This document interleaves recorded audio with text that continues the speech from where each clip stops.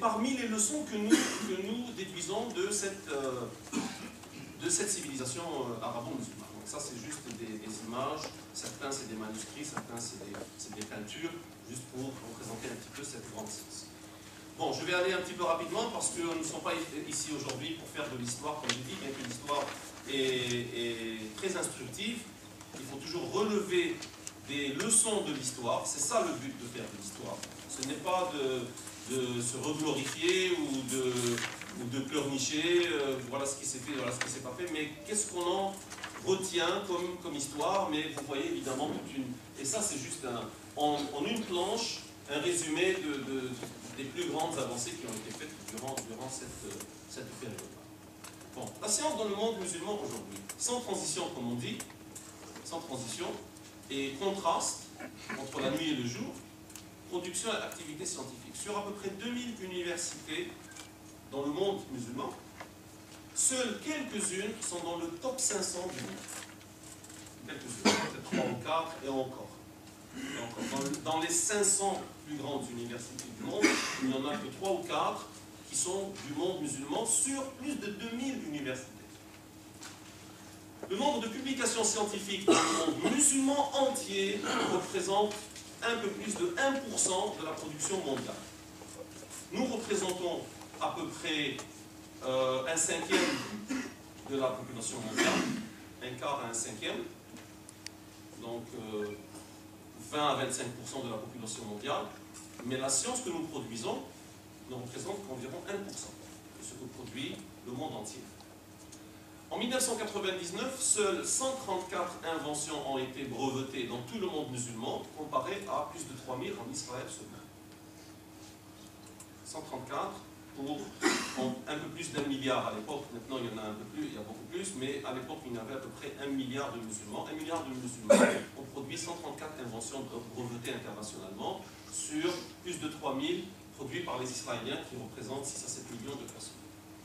Maintenant, le nombre encore pire, maintenant si on regarde dans la qualité, pas seulement la quantité, le nombre de papiers scientifiques fréquemment cités, c'est-à-dire de bonne qualité internationale que les savants de par le monde vont lire et citer en y trouvant du ilm, du savoir, de la connaissance avérée.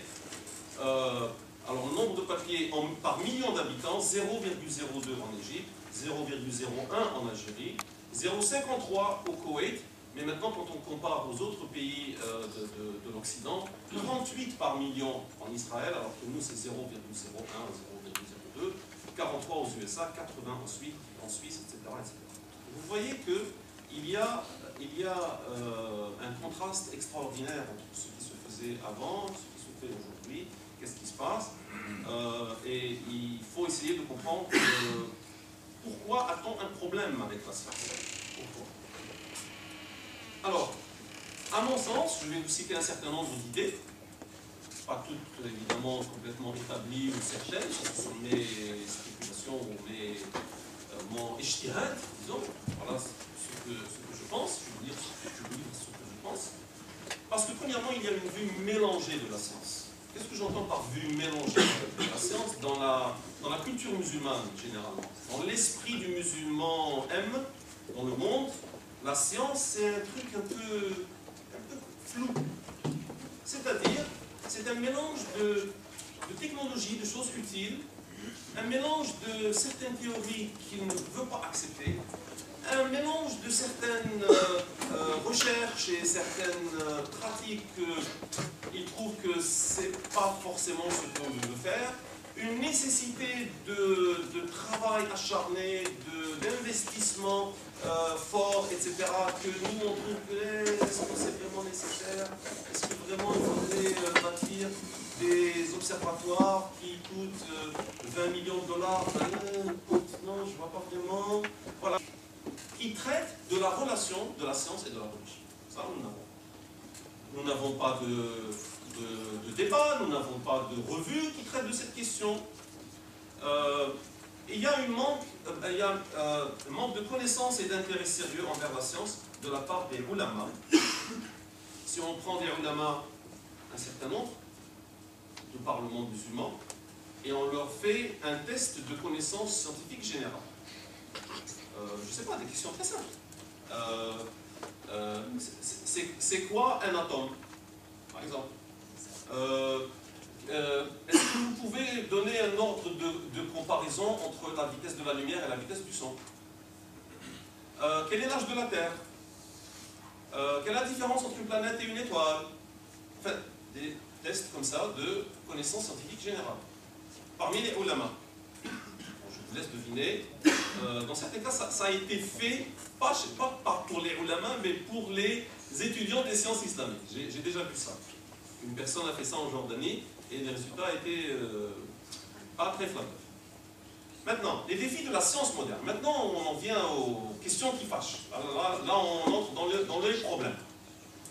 Les problèmes. Pourquoi est-ce que la science moderne constitue ce que j'appelle dans ce titre un défi à la culture ou à constituer? Au moins, je ne dis pas que ce défi est insurmontable. Au contraire. Moi, j'ai écrit un livre disant voilà comment concilier le Coran et la science moderne. J'ai proposé. Il y a d'autres qui ont proposé d'autres méthodes et je vais les exposer dans un moment. Mais c'est un véritable défi. Pourquoi c'est un véritable défi? Parce que la science moderne est différente de la science ancienne. Particulièrement, si je devais résumer toute la chose en une seule chose, en un seul point, je dirais c'est ce qu'on appelle le naturalisme méthodologique. Deux mots un peu complexes et pas très clairs. Ça veut dire quoi? La science moderne a dit, écoutez, on va faire de la science, c'est-à-dire on va essayer de comprendre le monde,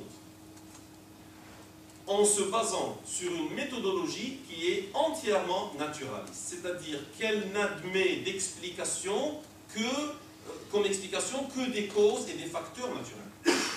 Si vous voulez m'expliquer la maladie d'une personne, ne me dites pas parce qu'il y a un djinn qui est allé lui taper dans l'oreille interne et qui lui a fait que ceci, cela. Bon, peut-être que vous avez raison, peut-être qu'il y a un djinn qui a fait ça, mais la science moderne n'accepte pas ce genre d'explication. La science moderne n'accepte d'explication que si vous me dites non, il y a eu une infection, c'est une bactérie qui est entrée, donc il va falloir la traiter par tel anti-inflammatoire ou tel antibiotique ou ceci, cela.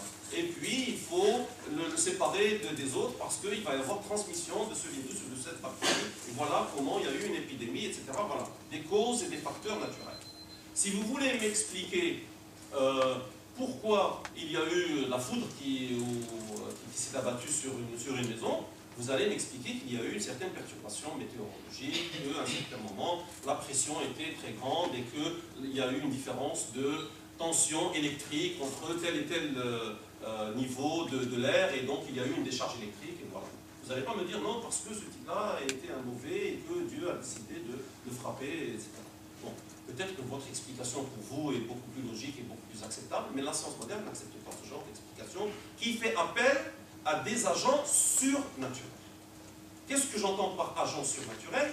Tout ce qui n'est pas naturel, c'est-à-dire des esprits, des démons, des anges, Dieu lui-même, etc. Maintenant, faisons très très attention. La science moderne ne dit pas tout cela n'existe pas. La science moderne dit tout cela n'entre pas dans la considération des explications des phénomènes du monde. Vous voulez croire en djinn? Vous êtes libre. Mais ne faites pas intervenir les djinns dans l'explication des phénomènes naturels. Vous voulez m'expliquer maladie, effets géologiques, quoi que ce soit? Expliquez-moi tout cela de manière naturelle, même si vous croyez qu'il y a des démons ou des gens ou des anges, ou que Dieu va favoriser ceci ou pas cela, etc. etc. Donc ça, c'est impérativement important de comprendre cette nature naturaliste de la science moderne, cette méthodologie naturaliste de la science moderne, et c'est là que le problème va se poser. Comment est-ce qu'on va concilier une activité extraordinaire? Il y a des milliers, des dizaines de milliers de scientifiques, il y a des tonnes de savoirs qui sont produits tous les jours, des articles, des inventions, des découvertes, etc. Le monde entier participe de cette manière, avec une culture qui met Dieu au centre et qui met la croyance, les croyances, l'aqida, l'i'tiqad, etc., comme faisant partie intégrante de notre existence et de notre identité. C'est ça le problème. C'est là le problème de pourquoi est-ce qu'il y a une tension entre la science moderne et la religion de manière générale et l'islam en particulier. Alors, de plus, il y a des théories qui dérangent certaines conceptions traditionnelles. La théorie de l'évolution darwinienne ou non darwinienne, ça c'est pas ça le problème, mais l'évolution, le fait que la science insiste qu'il y a eu évolution de toute la vie sur Terre, de la première cellule jusqu'à l'homme, l'humain moderne, parce que l'homme, évidemment, il a eu plusieurs phases, il y a l'homme ancien, l'homme moderne, etc. Tout cela se présente par la science dans une grande fresque biologique évolutive, et ça, évidemment, pour nous, au moins dans le sens traditionnel, c'est pas tout à fait ce qu'on croit, c'est pas tout à fait ce qu'on nous a enseigné. De plus, il y a des théories qui dérangent certaines conceptions traditionnelles. La théorie de l'évolution darwinienne ou non darwinienne, ça c'est pas ça le problème, mais l'évolution, le fait que la science insiste qu'il y a eu évolution de toute la vie sur Terre, de la première cellule jusqu'à l'homme, l'humain moderne, parce que l'homme, évidemment, il a eu plusieurs phases, il y a l'homme ancien, l'homme moderne, etc. Tout cela se présente par la science dans une grande fresque biologique évolutive, et ça, évidemment, pour nous, au moins dans le sens traditionnel, c'est pas tout à fait ce qu'on croit, c'est pas tout à fait ce qu'on nous a enseigné, c'est pas comme ça qu'on a conçu les choses, donc qu'est-ce que je vais faire moi de cette science? Et ça va comme ça. Bon, je vous ai cité le cas le plus flagrant que tout le monde connaît, que tout le monde se débat avec, qu'est-ce que je vais faire de cette évolution, je la rejette pas, je peux l'accepter en partie, en totalité ou pas, etc. Mais il y a beaucoup d'autres cas comme ça. Dont vous vous rendez peut-être pas compte, mais jusqu'à il y a 30-40 ans, il y avait des très grands ulamas qui ont écrit des bouquins, dont certains j'ai des copies numériques, des bouquins pour dire que la Terre ne tourne pas autour du Soleil. Des ulamas. Alors là, dans la population générale, ça se dit juste aujourd'hui. Pas plus tard qu'il y a un jour ou deux, quelqu'un m'a envoyé un truc sur Twitter en me disant voilà la preuve que la Terre ne tourne pas autour du Soleil. Ou que la Terre ne tourne pas autour d'elle-même. Et je ne rigole pas. Il y a 5-6 ans, j'ai reçu un long article d'un professeur d'université, d'un pays que je ne citerai pas, arabo-musulman, essayant de me démontrer que la Terre ne tourne pas autour du Soleil. Voilà. Mais je parle que des ulamas d'aujourd'hui. Pourquoi? Mais certains ont rigolé. C'est pas possible. Mais non, c'est tout à fait possible. Pourquoi c'est tout à fait possible? Parce qu'ils sont encore figés et ancrés dans une compréhension traditionnelle littéraliste du texte sacré, et donc ils lisent certains versets et ils disent bah, pour moi ce verset il est catégorique. La Terre est au centre du monde. Le Soleil tourne autour de la Terre. C'est prédisé. Ou bien qu'il y a eu tel ou tel effet de la Terre, ou de la mer, ou de l'eau, ou des fleuves, ou de la lumière, ou de quoi que ce soit. Lorsque l'on prend, non seulement on prend le texte sacré, dont l'objet n'est pas de présenter du savoir du monde, non seulement qu'on le prend comme référence du savoir de la Terre, du Soleil, de l'air, de la vitesse de la lumière, etc., mais qu'on en fait une interprétation littérale, là on a complètement faussé la méthodologie. C'est ça le problème.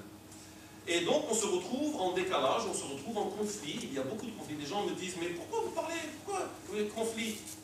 Parce que dans la discussion, dans le discours moderne de la relation générale entre la science et les religions de manière générale, les gens s'accordent grosso modo à dire qu'il y a généralement 4 cas de figure. Soit il y a conflit, soit il y a indépendance, soit il y a respect mutuel et dialogue, soit il y a intégration totale. Et donc quand on commence à présenter tous ces cas de figure, ils disent mais ça ne va pas, vous parlez de conflit, il n'y a jamais de conflit, la science est importante en islam, elle a toujours été en accord, l'islam a toujours préconisé la science. Et je dis mais vous voyez devant vous, mais voilà, il y a des ulamas qui disent que cette science est fausse, ils rejettent. Du moment que quelqu'un se met à rejeter de la science qui est acceptée par le reste du monde, il y a conflit. Il ne faut pas se leurrer. il y a conflit. Maintenant, soit nous avons raison et le reste du monde a tort, soit le reste du monde a raison et nous avons tort, et dans ces cas-là, il va falloir faire quelque chose. Dans les deux cas, il va falloir quelque chose. Il ne faut pas avoir raison et le reste du monde a tort et bon, on s'en fiche. Et on ne peut pas avoir tort et tout le reste du monde a raison et on s'en fiche. Il faut faire quelque chose. Donc il y a ce deuxième problème.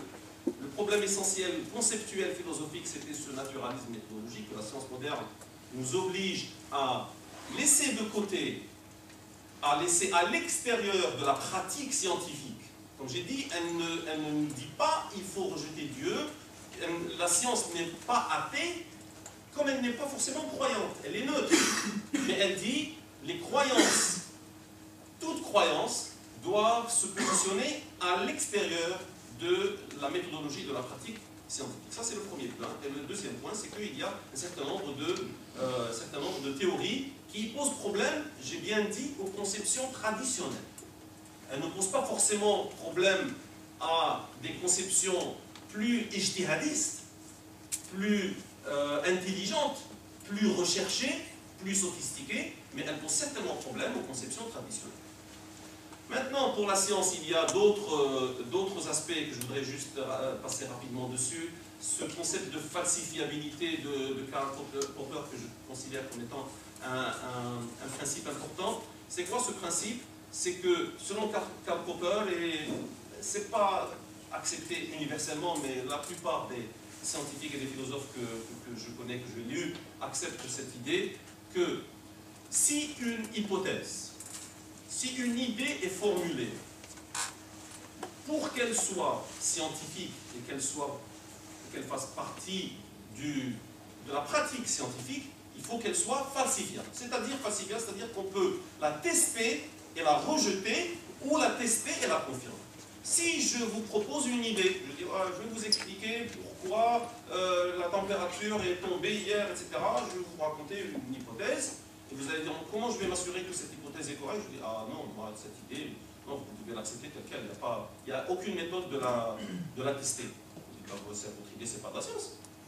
Tout simple, c'est pas de la science. Appelez ça de la philosophie, appelez ça de la psychologie, appelez ça de l'art si vous voulez, faites-en un film ou ce que vous voulez, mais c'est pas de la science. Écrivez-la en roman, racontez ce que vous voulez, mais c'est pas de la science. Donc ça, c'est le principe de falsifiabilité. C'est très important. C'est un principe de démarcation. Bien comprendre qu'est-ce qui fait partie de la science et qu'est-ce qui ne fait pas partie de la science.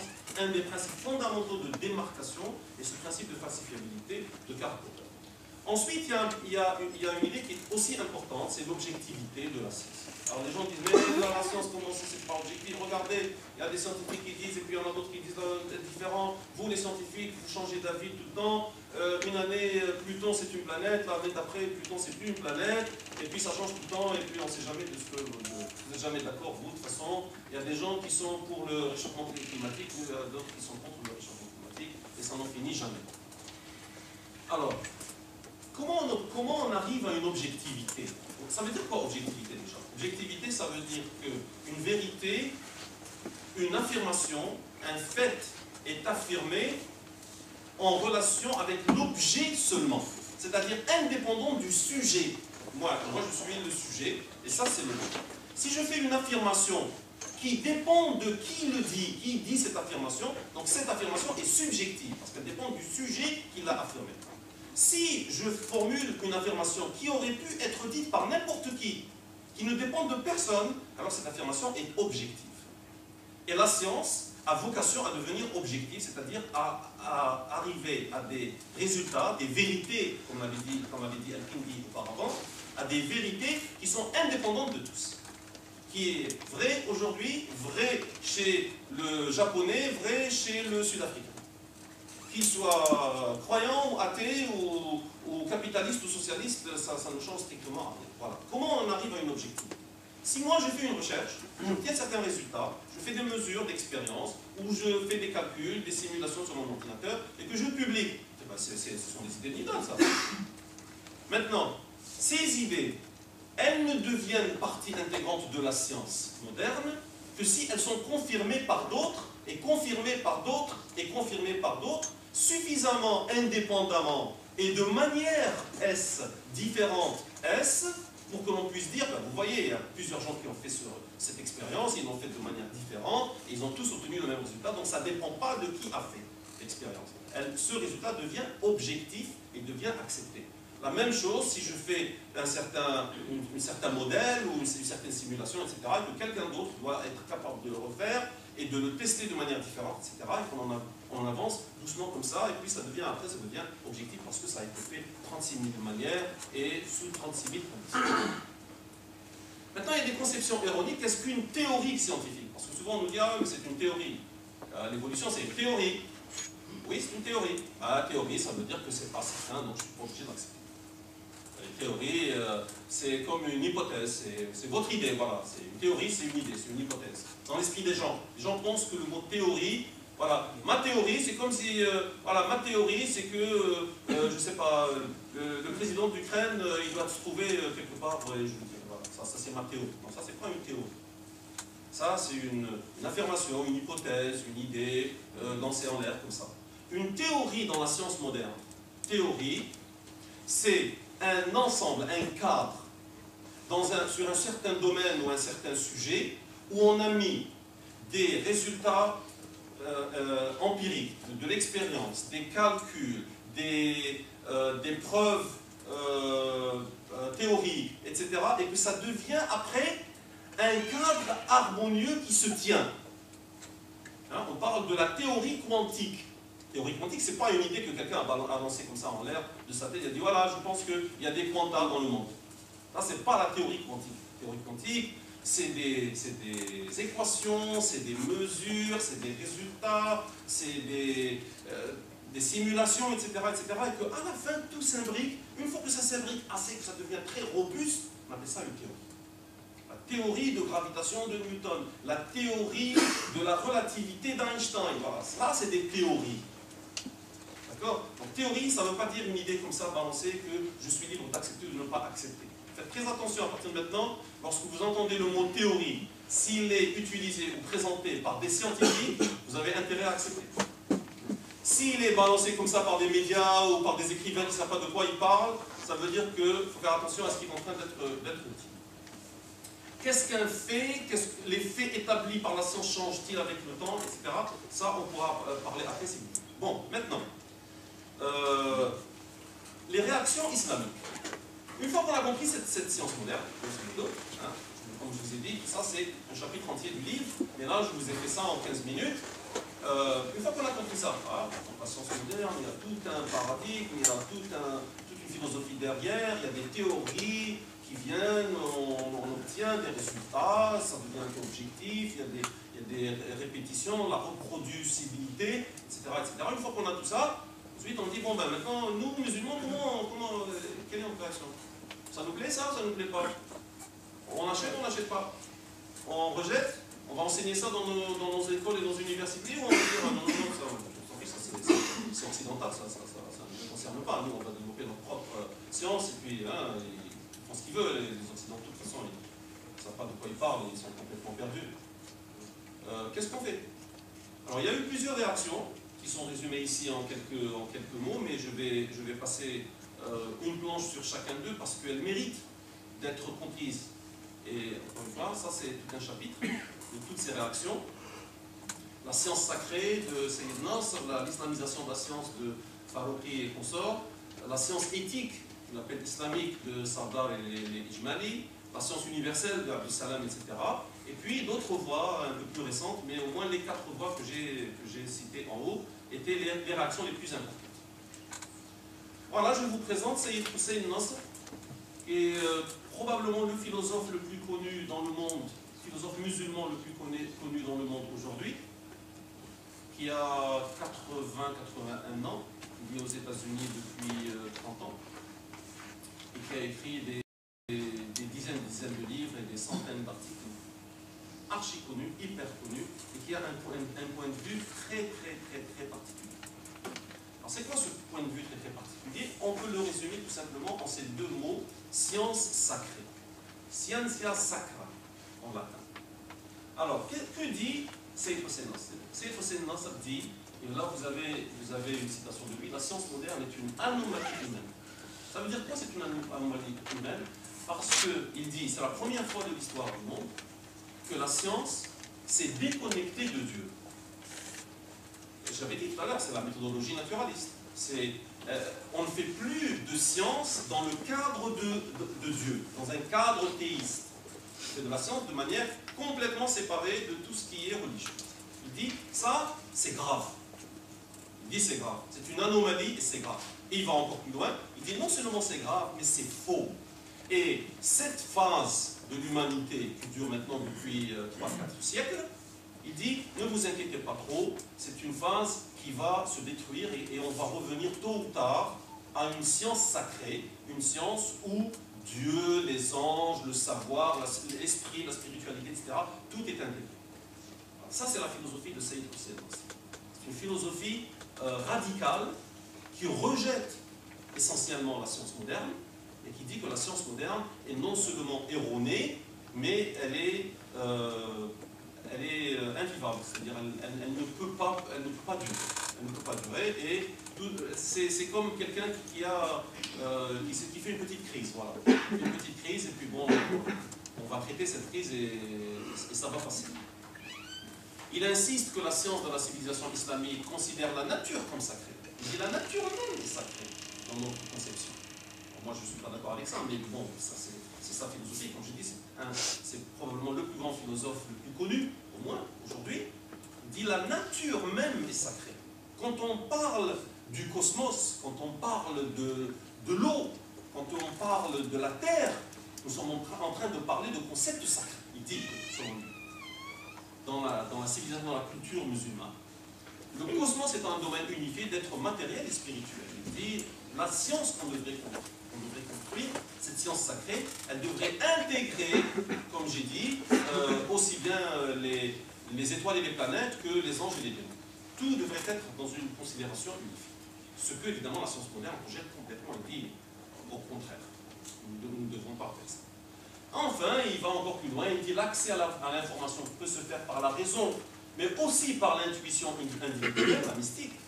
Hein, les exercices de mysticisme, lui, je n'ai pas dit, mais c'est connu et vous saurez que Sayyid Nasr est un mystique pur et dur. C'est un soufi, un grand maître du soufisme, de la tariqa mariamiyya, pour être plus précis. Mais bon, il rejette les objectifs de la science moderne, c'est-à-dire ce que j'ai appelé tout à l'heure de reproductibilité, d'objectivité, etc. Il passe plus d'importance dans les idéaux de sens, de but, de beauté, d'harmonie. Je m'en fiche, moi, si vos mesures ou vos expériences vous donnent des résultats précis. C'est pas ça qui va faire que le résultat est important ou véridique. Ce qui est important ou véridique, c'est que votre résultat, ou votre mesure, ou votre théorie, ou votre calcul donne de la beauté, donne du sens, donne de l'harmonie. L'islamisation de la connaissance ou de la science, Farouqi, Al-Attas, Al-Alwani, qui ont dit, écoutez, c'est pas que la science moderne est à rejeter, c'est pas qu'elle est fausse, c'est pas qu'elle est complètement erronée, comme disait Nasr, il y a un moment, il faut la reconstruire complètement sur des bases sacrées. Ils disent non, c'est pas ça, c'est qu'il faut la prendre et l'islamiser. L'islamiser pour l'intégrer dans la vision du monde de l'islam, et donc la remettre en scène, c'est-à-dire la réhabiller, quoi. C'est-à-dire que bon, les résultats ne sont pas forcément faux, mais la façon dont on les comprend, la façon dont on les présente, etc., il faut toujours représenter tout ça dans un cadre islamique et dans une conception islamique.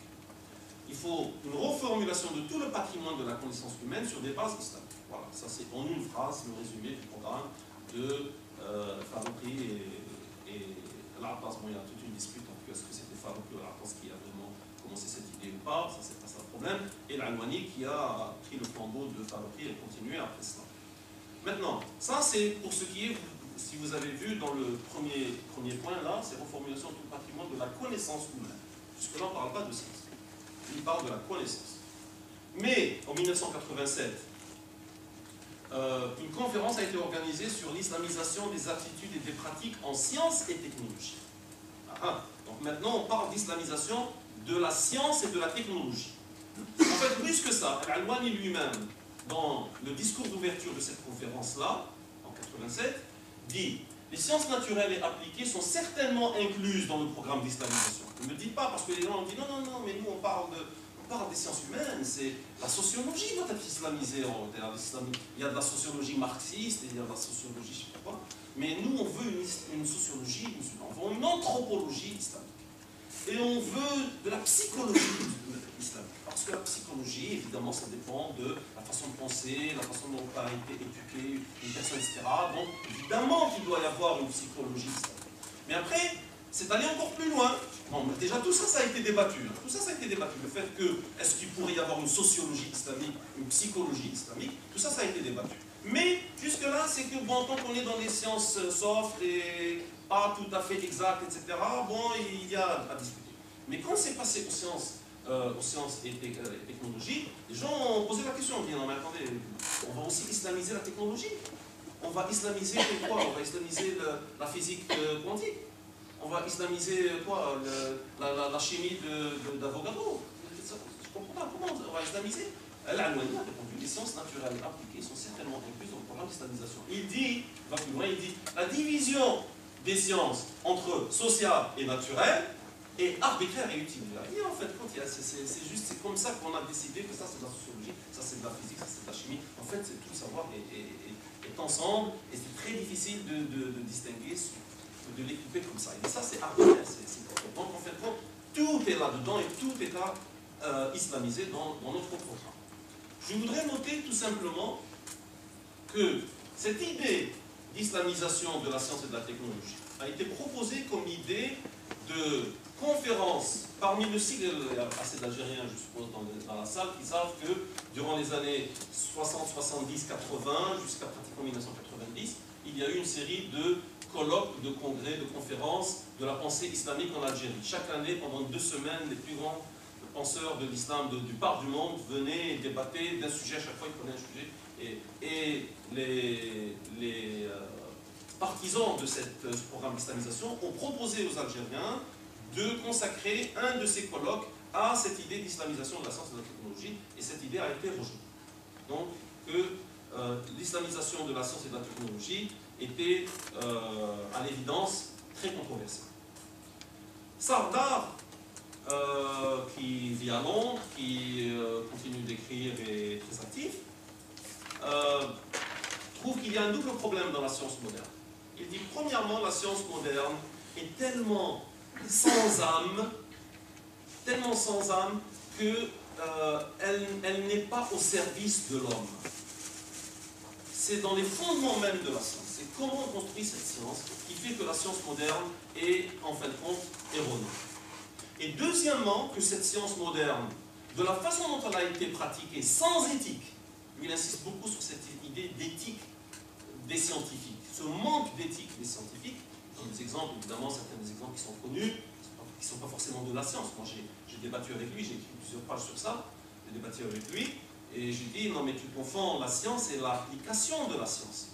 Donc, c'est pas parce qu'on a fait des désastres écologiques, c'est pas parce qu'on a balancé des bombes nucléaires, c'est pas parce qu'on a déversé du CO2 en quantité astronomique et qu'on a fait un grand trou dans nos zones que la science est mauvaise, que la science est fausse. Il faut faire attention de ne pas faire l'amalgame.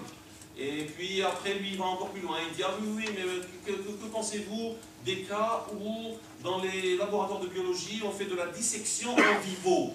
C'est-à-dire alors que l'animal est encore en vie, on le dissecte pour essayer d'apprendre, etc. Mais même ça, c'est de la pratique, c'est pas la science elle-même qui est forcément comme ça, c'est la pratique des scientifiques. On pourrait déclarer tous ensemble qu'il est interdit de faire la dissection en vivo. Basta. Et là, c'est pas la science qui va être complètement cassée, c'est pas fondamental dans la science. C'est pas automatiquement un résultat de la science que de faire de la dissection en vivo. Enfin, donc, pour lui, le problème c'est que la science moderne a été bâtie sans âme et sans connexion avec l'homme. Un.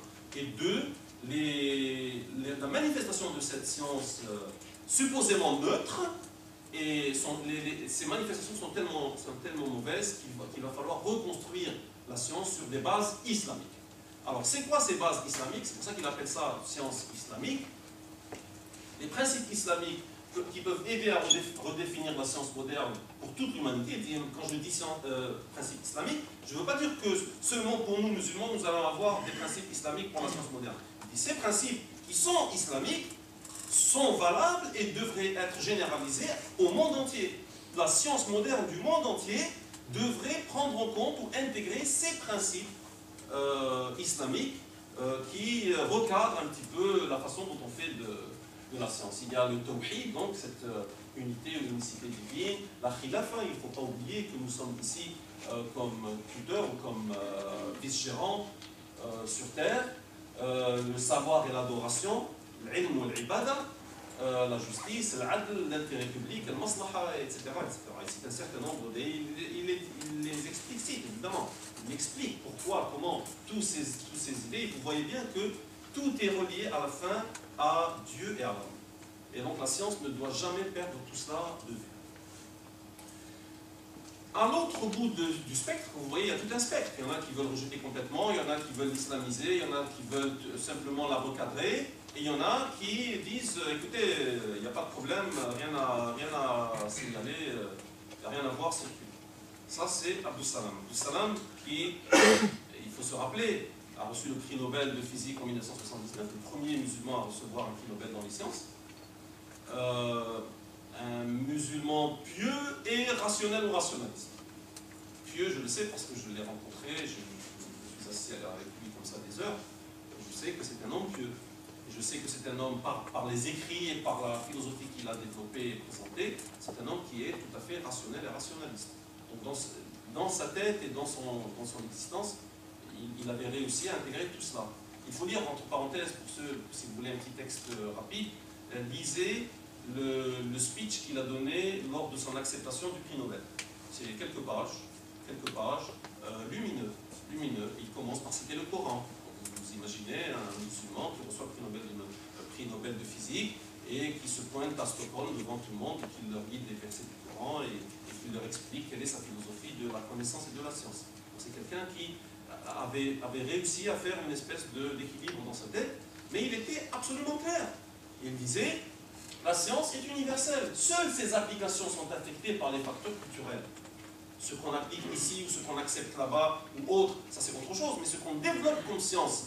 Rappelez-vous encore une fois, science, ça veut dire savoir avéré, c'est-à-dire quelque chose, un résultat qui a été établi universellement par beaucoup d'autres, qui est devenu objectif. Il dit, donc ça c'est universel, ça ne dépend pas de nous, ça ne dépend pas d'autres, et il ne croit pas donc qu'il y a vraiment des problèmes intrinsèques à la science et fondamentaux qui nécessiteraient une reformulation de la science moderne complètement. Il dit, donc ça je les ai cités même en anglais, son texte, même en anglais, est très simple There is no, quote, Islamic science, parce que là il répondait à tous les précédents, y compris Sayyid Nasr, y compris Sardar, et même Farouqi qui voulait islamiser la science pour qu'elle devienne science islamisée. Il dit, there is no Islamic science, just like there is no Chinese, Indian, Hindu or Jewish science. La science n'est ni juive, ni hindoue, ni chrétienne, ni athée, ni quoi que ce soit, et elle n'est pas musulmane ou islamique dessus. Évidemment, il a été étiqueté de conformiste, de moderniste, d'universaliste, de business as usual. Les gens ont dit, mais qu'est-ce que vous attendez? Évidemment, ce type-là a été formé en Occident, a vécu la plupart de sa vie en Angleterre et en Italie, a reçu toute la gloire en Occident, et il ne va pas dire des choses contraires. Et évidemment, c'est quelqu'un qui a été formaté occidental, donc c'est un moderniste occidentaliste. Évidemment, c'est trop facile. Certains d'entre vous certainement connaissent, c'est ce qu'on appelle l'attaque personnelle, comment on appelle ça? Ad hominem, merci. C'est l'ad hominem, c'est quand on n'arrive pas à attaquer l'argument, on attaque la personne. C'est une fausse critique. C'est ah oui, bien sûr, tu as vécu en Occident. En quoi ça vous intéresse que j'ai vécu en Occident, j'ai vécu ailleurs? Abdus Salam était marié à une Anglaise. Oui, alors? Et alors, en quoi ça change quelque chose? Traitez-moi de l'argument. Montrez-moi où son argument est faussé. Mais bon, ça fait partie des pratiques un peu. Alors, ensuite, une autre idée qui est devenue de plus en plus populaire, c'est cette idée de i'jaz ilmi. Je suis sûr que vous connaissez tous, vous connaissez assez en détail. J'ai aussi un chapitre entier sur cela dans le bouquin. La miraculosité scientifique du Coran, c'est-à-dire qu'il y a dans les versets coraniques, il y a selon cette théorie, il y a des versets coraniques à teneur scientifique moderne, c'est-à-dire qui véhiculent du savoir, des résultats, de la connaissance scientifique qui non seulement ne pouvait pas être connue il y a 1400 ans, mais qui n'a été découverte qu'il y a quelques années, quelques décennies. C'est ça le i'jaz ilmi. Et ça, c'est extraordinaire comment ça a explosé en un siècle. J'ai expliqué dans le livre comment ça a commencé. Hein. Ça n'a pas commencé avec Maurice Bucaille, comme on le dit souvent.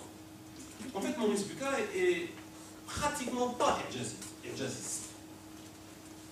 Il faudra lire le livre pour comprendre où se situe Maurice Bucaille exactement. Les gens pensent que Maurice Bucaille a été le déclencheur de toute cette vague, parce qu'il a dit que le Coran ne contient pas d'erreurs scientifiques, contrairement à la Bible, etc., etc. Mais quand on lit exactement ses arguments et qu'est-ce qu'il dit exactement, il est très très rare. Il y a peut-être un cas ou un petit cas en passant où il semble dire qu'il y a des choses dans le Coran qui ne pouvaient pas être suivies il y a 1400 ans. Mais généralement parlant, Bucaille, c'est pas pour le prendre, je l'ai jamais rencontré, Bucaille disait qu'il n'y a pas d'erreur scientifique dans le Coran. Il y a une différence entre il n'y a pas d'erreur scientifique et il y a des vérités scientifiques découvertes seulement récemment. Bon, maintenant, alors cette i'jaz ilmi, je l'ai décrit dans le livre comme étant une boule de neige qui a grandi et qui en roulant a accumulé beaucoup de détritus, c'est devenu tellement sale et tellement c'est comme une petite boule de neige qui au début est une idée pas trop mauvaise, et puis après on la laisse rouler par terre et elle commence à accumuler tellement de trucs et à la fin c'est un truc affreux. Et ce i'jaz ilmi est devenu un truc affreux parce qu'il véhicule une méconnaissance totale de la science. Il y a des affirmations qui sont absolument incroyables, qui se disent et qui sont présentées comme étant des triomphes de l'islam et du Coran, ce qui est extraordinairement dangereux. Parce que quiconque connaît un petit peu de science va dire ça et dire « Ah, c'est ça ce que dit votre Coran ?» Votre Coran, il est nul. Astaghfirullah. Ça ne peut pas être. Mais quand on présente des idées comme étant de la science véritable, et qu'on les compare ou qu'on les lit à des versets coraniques et qu'on dit regardez, ben évidemment, si ça c'est faux, ben ça c'est faux. Et si ça c'est complètement erroné, ben, si on met une égalité, un signe égal entre les deux, ben évidemment ça va être faux. Non seulement donc il y a une incompréhension, une très grande incompréhension de la science, des résultats de la science, etc. Et j'en ai cité des exemples innombrables dans le livre. Mais il y a aussi une incompréhension totale du texte religieux, du texte sacré lui-même. Parce que si on commence à penser, imaginez, là je vous donne juste quelques exemples. Si vous imaginez, si des gens, là il y a des pages, que la vitesse de la lumière est donnée par des versets coraniques, mais ça veut dire quoi? Ça veut dire qu'on pense que le Coran est venu là pour nous apprendre la vitesse de la lumière d'une certaine manière un peu biscornue. Mais ça change complètement notre philosophie du Coran, notre compréhension du Coran. Si on a un texte sacré dont l'un des objectifs est de nous donner la valeur de la vitesse de la lumière, mais c'est quoi ce texte? Qu'est-ce qu'il veut faire exactement? S'il véhicule cette quantité, mais c'est à 2 chiffres après la virgule, c'est-à-dire à 299 358,35, comme ça. C'est abasourdissant. Ça, par exemple, l'âge de l'univers et de la Terre, donné avec une précision ahurissante, tiré par des versets coraniques que l'on manipule comme des équations. Et on multiplie ça, on divise par là, on multiplie par là, et divise par 3, par 6, et par 8. Regardez, résultat exact. Il correspond à aux connaissances d'aujourd'hui. Oui, je sais, j'ai cité ça aussi. Mais à un taux ou à une importance 1/10000000. 1/10000000. Ces idées, elles existent aussi dans le judaïsme, elles existent même dans le hindouisme, elles existent un peu chez les chrétiens, mais d'une manière tellement obscure que si vous prenez un juif X de quelque part du monde, ou un chrétien ici en France ou quelque part, vous dites, mais vous savez qu'il y a des gens qui trouvent, je ne sais pas quelle valeur dans la Bible, il dit, ah bon, j'avais entendu ça. Mais si vous prenez un musulman quelque part et vous dites, mais vous savez que les gens ont trouvé, je ne sais pas, la cellule, etc. dans le Coran, il dit, oh, bien sûr, dans le Coran, il y a plein de trucs comme ça. Ah oui, il y a beaucoup de sciences. Bien sûr, le Coran, il contient tout. C'est ça la réaction des musulmans, parce que pour eux, ils ont tellement entendu ces choses-là, ils ne passent pas un jour où à la télévision, sur une chaîne ou une autre, il n'y a pas une émission sur le Hijaz. Il y a des conférences, il y a une conférence qui va se faire à Qatar dans 2 semaines, on regardait ce matin. Et c'est la 11e conférence mondiale sur l'Hijaz dans le Coran et dans la Sunna aussi. Et sans parler des conférences régionales et locales et nationales, etc. Regardez tout ce qu'on trouve, tout ce qu'on a cité. Le monde subatomique, le code génétique, la théorie de grande unification. Vous vous rendez compte? Oui. Que même les physiciens n'ont pas encore formulé. On n'a pas encore de théorie acceptée de grande unification, je parle en tant que physicien. Le téléphone, le fax, l'email, la radio, la télé, le laser, les pulsars, les trous noirs, et j'ai des références exactes pour chacun de ceux-là dans le Coran. Je ne dis pas comme ça, oui, il y a des gens qui... Non, je vous donne la référence exacte pour chacun de ceux-là, où vous allez trouver que les gens ont trouvé ça dans le Coran, et parfois, la plupart du temps, c'est dans le Coran et parfois dans la Sunna aussi. Bon. Comment concilier le Coran et la science moderne? On a passé en revue tout ce qui est faux, tout ce qui est erroné, tout ce qui ne... Je vous ai montré où est le problème, et je vous ai montré quelles ont été les propositions. Une approche cohérente et raisonnable pour harmoniser la science moderne et l'islam, et celle d'Averroès, à mon avis. Qu'est-ce qu'il a dit Averroès à l'époque? Parce qu'Averroès voulait concilier la raison, la philosophie rationaliste grecque et hellénique, avec la charia, la jurisprudence, le corpus islamique, tout simplement. Donc, comment concilier, enfin, pour résumer, raison et foi? C'est-à-dire rationalité, tout ce qui est méthodique, déductif, rappelez-vous, c'est de la philosophie, donc c'est déductif, et ce qui est croyance. Il n'y a pas de preuve dans la croyance, comment tu vas me prouver? Pas de preuve. Il y a une croyance, il y a des arguments, je peux te dire que voilà, je crois en Dieu parce que voilà, telle et telle idée qui me semble en harmonie avec ma pensée. Il n'y a pas de preuve. Donc, entre les preuves et la méthode déductive rigoureuse de la philosophie rationaliste grecque aristotélicienne, et entre la croyance, comment on va faire? Et vous savez très bien qu'il y a eu un débat pendant des décennies et des siècles. De Ghazali, qui a répondu à Al-Farabi, et à Ibn Sina, et à Al-Kindi, et Ibn Rushd est venu après pour répondre, etc. Bon, toute cette discussion-là, c'est pas ça ce qui m'importe. Moi, ce qui m'importe, si vous voulez une référence simple, c'est pas tout ce tahafut al-falasifa et tahafut al-tahafut, etc.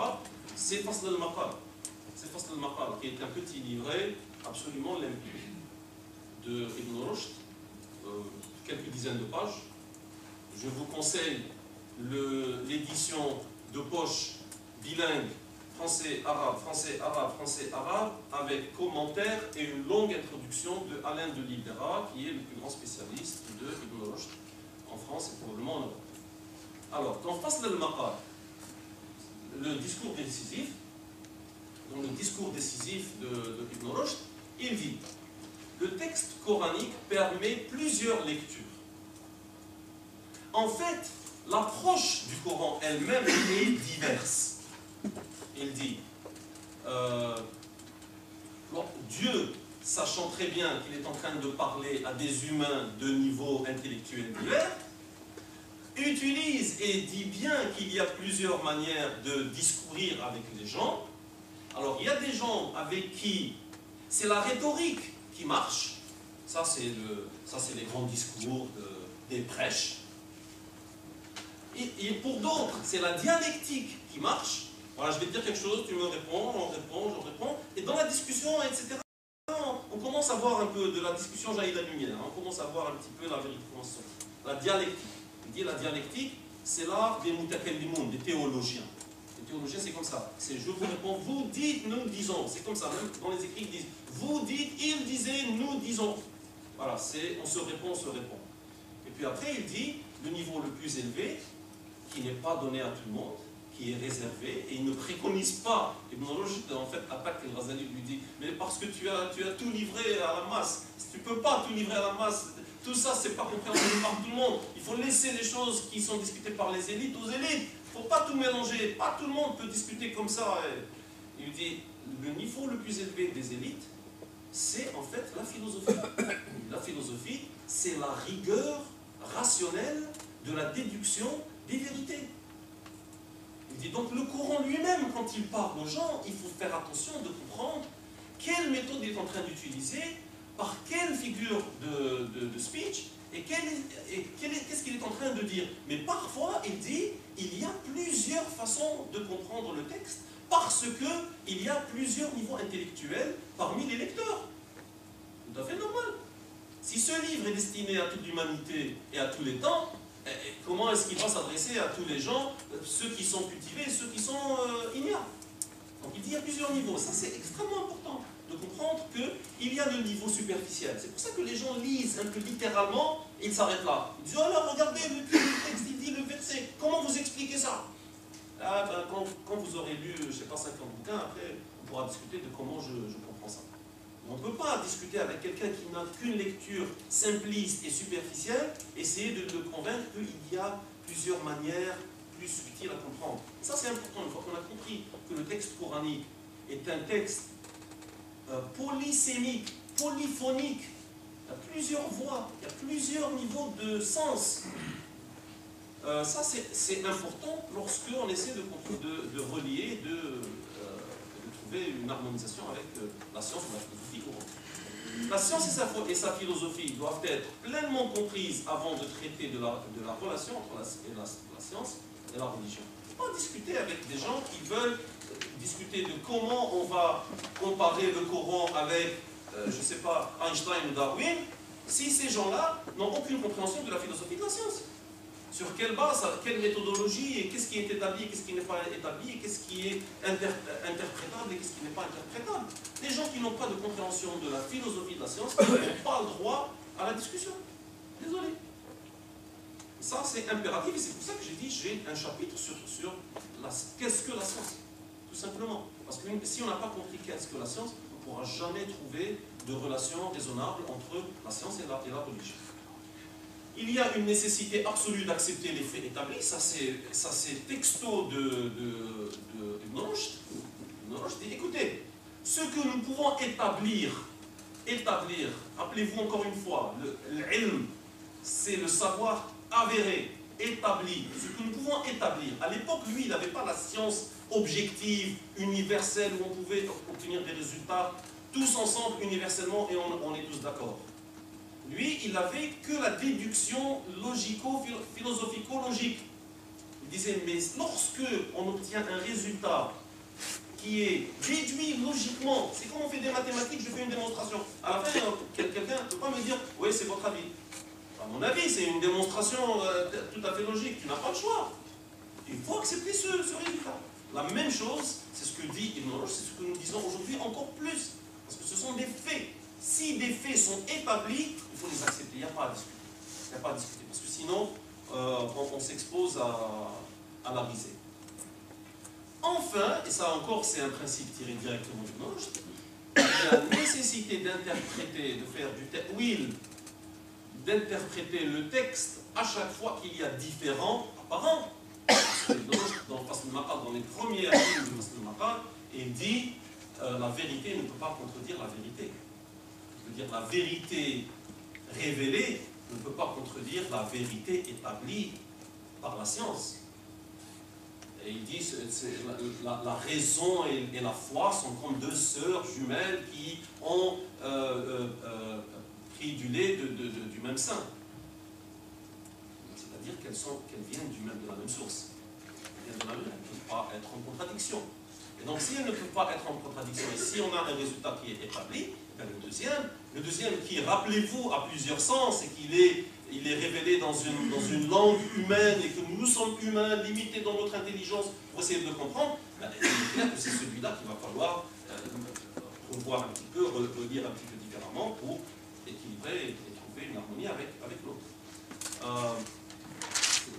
Ajouter une interprétation théiste optionnelle. Ah, alors là vous vous souvenez, au tout début, j'avais dit le problème fondamental que pose la science moderne, c'est qu'elle met Dieu où? À l'extérieur.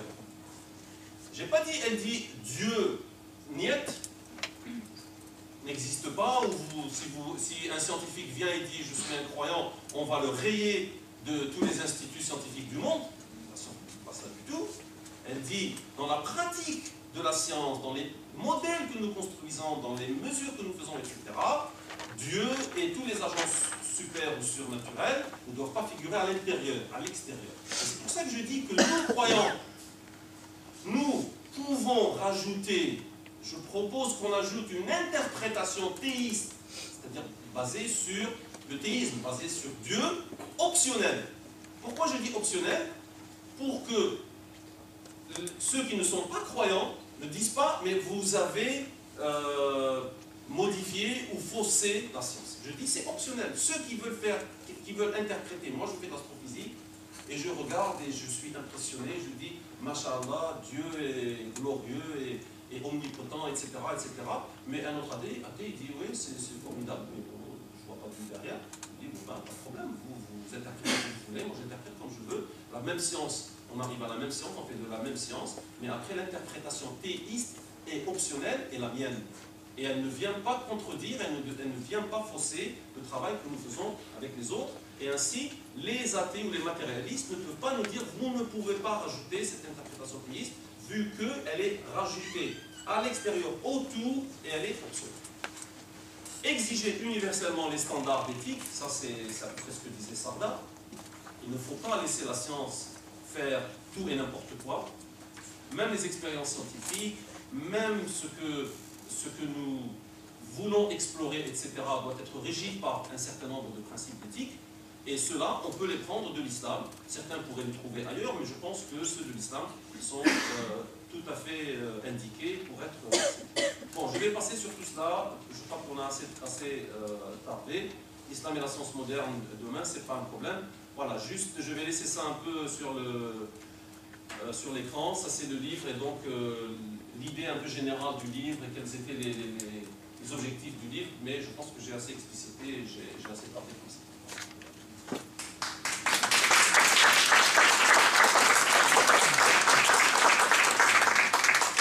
Nous remercions le conférencier qui a été exposé. Certainement, il ne pourra pas exposer tout le contenu du livre. J'ai oublié de signaler, en fait, cette nouvelle édition qui a été revue, augmentée, elle ne contient qu'une partie du livre. La moitié. Oui, la moitié du livre qui a été édité initialement en 2009. Donc, ce n'est que la première partie. Malheureusement, on attend la deuxième. Mais là, il y a sur certaines questions que certains d'entre nous veulent débattre avec l'auteur. Trouveront tous les détails de ces arguments là-dedans. Donc, merci pour cet exposé. La parole est à vous. Donc, s'il y a des questions, nous commençons à prendre. On pourrait ouvrir les portes parce que ça chauffe vraiment. On peut éteindre les chauffages aussi.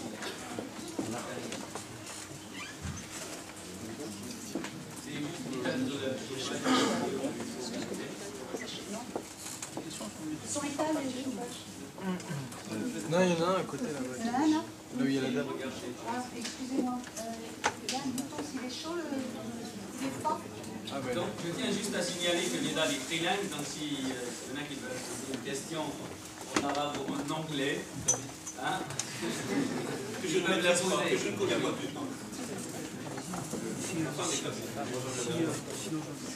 Donc voilà. Oui, Il y a un micro ou... Non. non, Il va falloir parler haut et fort. Parce qu'il a une voix qui est forte. Qui s'est éteint, non? C'est bon, ça va, c'est bien. Donc, on vous remercie pour votre brillant exposé, professeur. Moi, j'aurais quelques questions. Alors, la première est très longue, mais c'est par rapport d'abord à la conférence. Vous avez parlé de naturalisme méthodologique, en fait. Mais en fait, vous ne pensez pas que le naturalisme méthodologique ne fait pas seulement ni comment dire, l'ordre des vents. Parce qu'aujourd'hui, si on voit des personnes comme Dawkins, par exemple. Comme, pardon? Dawkins. Darwin. Non, oui, oui. Non, non, Dawkins. Oh, Dawkins, Voilà. oui, Dawkins, oui. Que je qualifie par exemple de fanatique, Oui. positiviste, ils font pas que. Enfin, ils combattent toute idée de Dieu, en fait. Oui, oui. Donc, en fait, des fois, on peut même se poser la question de savoir, est-ce que la science aujourd'hui ne se prend pas pour Dieu? Oui, on fait très bien. Voilà. Alors, Est-ce que je peux répondre à ça d'abord? Vous voulez, hein? alors, je pourrais faire poser toutes les questions, comme ça après vous passez. Si on a beaucoup, après, je vais le faire. Hein, je vais oublier. Ah oui. Allez-y. Ah, je réponds. Oui, oui, merci. C'est pour ça que j'ai dit tout à l'heure qu'il faut faire attention à distinguer ce que dit la science des interprétations qui peuvent être faites. Et j'ai dit, comme j'ai dit, il y a une objectivité de la science, c'est-à-dire les résultats qui sont confirmés par tout le monde. Ça fait partie de la science. Mais quelqu'un qui veut transformer la science en une idéologie, qu'elle soit positiviste, marxiste, ça s'est fait. Pendant des décennies, les soviets, par exemple, ont voulu développer une science soviétique, une science marxiste. Et ils combattaient certaines théories et essayaient de promulguer, de promouvoir certaines autres théories. Dawkins fait de l'amalgame. Dawkins, parfois, fait de la science. Et il a des bouquins qui sont très intéressants, du moins certaines pages, certains chapitres sont brillants, très très bien. Mais tout de suite, il tourne vers un prédicateur athée. Il se transforme en un idéologue positiviste, matérialiste et un activiste anti-religieux. En faisant cela, il est complètement en dehors de la pratique de la science, il ne représente pas la science du tout. Donc, c'est pas parce que la science dit qu'on fait de la méthodologie naturaliste que automatiquement cela veut dire que l'on va se transformer. En fait, il y a deux naturalismes. Il y a un naturalisme méthodologique et il y a un naturalisme philosophique. Et les deux sont complètement différents. Le naturalisme méthodologique, c'est-à-dire qu'on en adopte comme méthodologie le naturalisme parce que ça semble marcher, parce que ça nous a permis de mieux comprendre les maladies. Au lieu de dire, oh, il est atteint d'un djinn ou d'un démon. Et on n'y peut rien. Ramener l'exorciste, et puis l'exorciste va essayer de faire sortir le démon, et puis après on n'arrive pas à guérir et on n'arrive pas à avancer. Au lieu de dire ça, on dit, attendez, on va essayer de regarder, on va faire des prélèvements du sang, on va chercher ce qu'il y a des infections, etc. Donc la recherche de causes naturelles aux phénomènes qui nous entourent a fait progresser la science. Donc le naturalisme méthodologique, cette méthodologie naturaliste a été très utile pour la science. Mais ça, c'est complètement différent du naturalisme philosophique qui dit il n'y a rien que la nature et il n'y a rien que la matière. Ça, rien à voir avec la science. D'accord, très bien. Donc justement, par rapport à la différence que vous faites entre science et application de la science, la Entre recherche science et application de la science. Oui, implication. Oui, la recherche sur les cellules souches, ça fait partie de la science ou de l'application de la science? J'ai pas entendu le premier La mot. recherche sur les cellules. La recherche Ouais. sur les cellules souches. Très bien. Bon, c'est une très bonne question parce que, premièrement, si vous avez vu sur l'un des derniers points où j'ai parlé d'éthique, j'ai dit que la science elle-même doit être régie par une certaine éthique. Hein?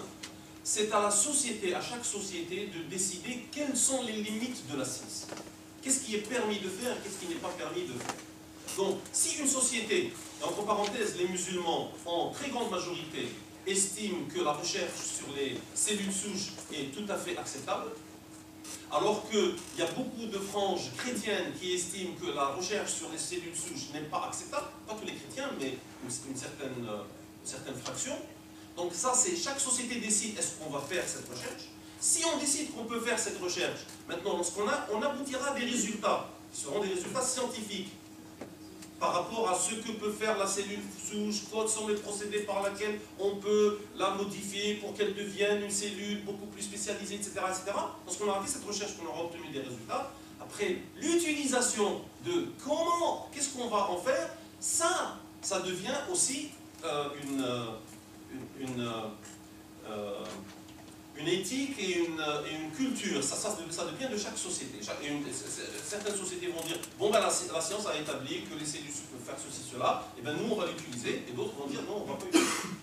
D'accord, très bien. Vous avez aussi parlé du fait que les théories scientifiques sont validées par un nombre important de vos pairs. Oui.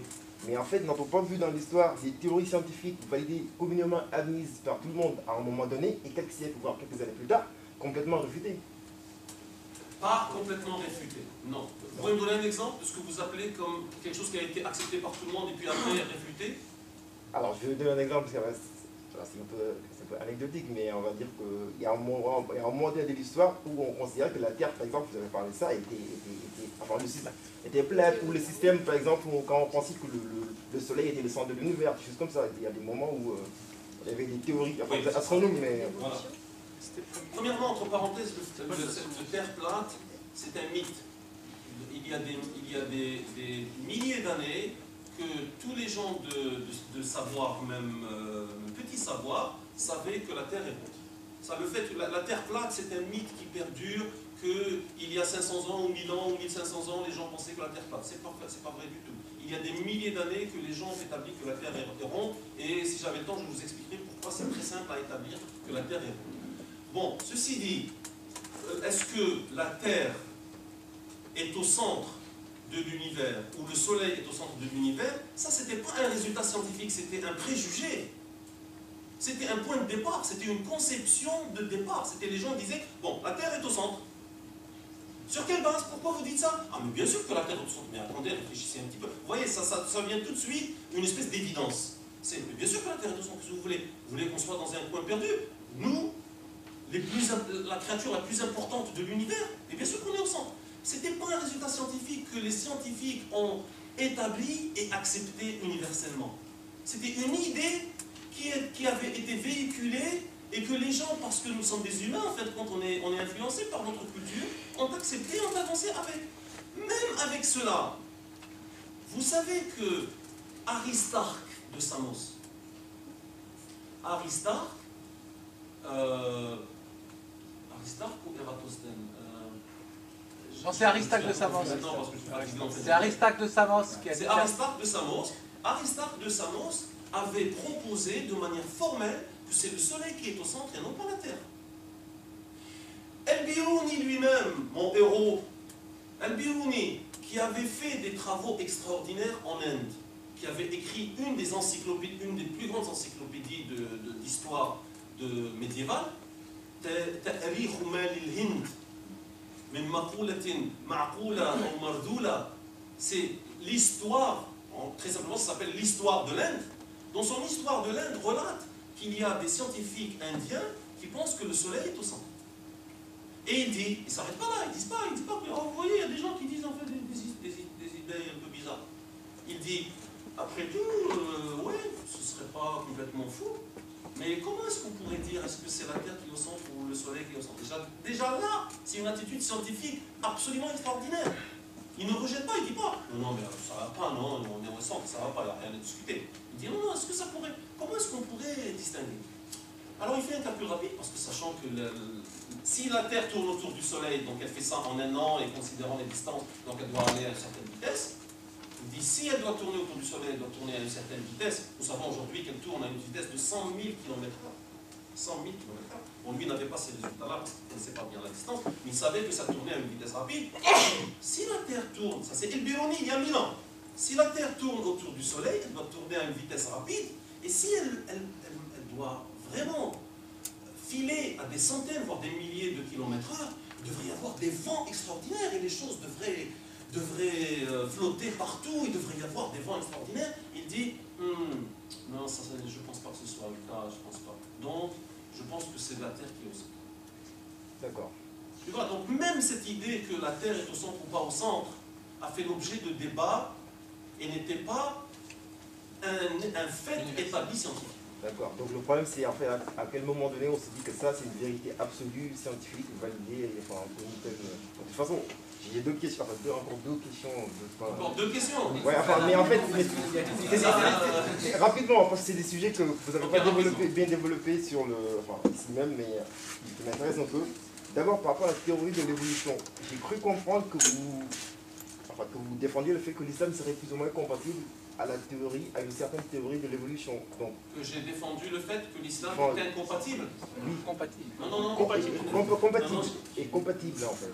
Pardon, mais écoutez, élevez votre voix parce que j'entends pas du tout. Oui, donc en fait, Ici, s'il vous plaît. Oui, à la venez suite, ici, compatible. à la suite d'une...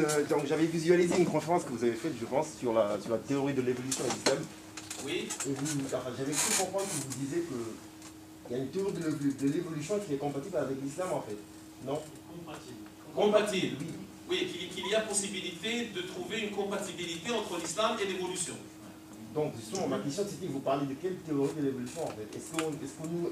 Mais là ça nous lancerait dans un autre... Mais vous avez bien vu que je n'ai pas parlé d'évolution dans la présentation. C'est pas que je veux échapper à cette question, mais vraiment, ça prendrait une autre heure. Ok, très bien. L'autre La question... prochaine fois, l'année prochaine, Inch'Allah, je reviendrai, justement, parce que la deuxième partie du livre, la deuxième partie qui contient un chapitre, long chapitre sur l'évolution et l'islam, ça s'intitule comme ça, l'évolution et l'islam. J'ai une toute dernière question. C'est juste, alors c'est important, je pense, c'est par rapport à l'observation du croissant lunaire. Donc j'ai vu que vous proposiez une méthode de division de la Terre en deux zones, tout ça. Donc comparé par rapport à la méthodologie aujourd'hui adoptée par l'EIF qui propose une vision unifiée sur toute la Terre, et qui a le mérite donc d'unifier la Oumma si on se fait. Ne pensez-vous pas que votre méthodologie va encore diviser la Oumma qui est déjà divisée? Non. Merci beaucoup. Oui. Oui, je vais répondre rapidement à ces derniers points. La Oumma, aujourd'hui, elle n'est pas divisée. Elle est fragmentée.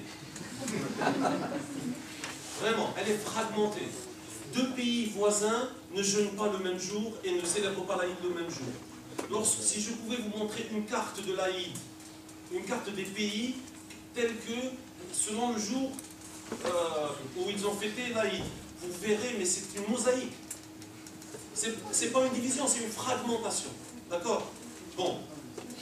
Moi, dans ma proposition de diviser la Terre en deux, comme ça, hein, si j'avais le temps, je vous expliquerai, c'est une tentative d'unification, en fait, pas de fragmentation. En fait, mais je ne suis pas naïf, si l'idée de prendre la Terre entière comme une carte unifiée va unifier la Oumma, vous pensez que moi j'aurais dit non, je ne veux pas, je veux diviser la Terre je veux diviser la Oumma en deux? Pourquoi vous pensez que moi, étant tout à fait conscient des propositions qui ont été faites il y a maintenant plus de 10 ans, je connais les gens qui ont proposé ce calendrier unifié sur la terre entière, pourquoi moi, Nidal, qui voudrais bien faire avancer la Oumma islamique, propose un calendrier en deux zones? Mais ça va pas lui. S'il y a un calendrier qui peut marcher sur la terre entière, eh bien, on adopte tous. Mais vous savez très bien ce qui s'est passé là, le Ramadan dernier. C'est parce que justement les gens ont accepté, ont proposé et sont allés dans le sens de ce calendrier unifié et que le croissant ne pouvait se voir qu'en Amérique latine et que les gens ont dit non mais ça va pas, on va pas attendre et non c'est en dehors et c'est l'irtilaf al-layl, l'irtilaf al-matal et on n'en est pas terminé et nous avions averti contre ça. J'ai écrit un article, trouvez-le sur umma.com juste après. Pas pour dire, vous voyez, je vous avais dit, mais pour leur dire, mais Yajma, aux gens, aux frères et sœurs, mais on vous avait dit que ce principe qui, en apparence, semble unifier le monde, à la fin va vous diviser. Et il y a eu la pire des divisions ici en France. Et les gens se sont interpellés à des divisions dans les mosquées, que non, nous allons jeûner demain, non, nous n'allons pas. Mais ma soeur et mon beau-frère qui vivent ici, À 10 h du matin, on les a appelés pour leur dire ne jeûnez pas. À 10 h du matin. Que non, non, non, vous pouvez arrêter de jeûner parce que la mosquée ici a décidé qu'aujourd'hui c'est pas Ramadan. Donc mes propositions, la conclusion. Ma proposition de calendrier bisonal, comme je l'appelle, c'est une proposition dans le sens d'essayer d'unifier et de minimiser ce genre de division. Pas le contraire. D'ailleurs, culturellement, on s'en fout. À la limite, il y a des processus scientifiques qui ne sont pas.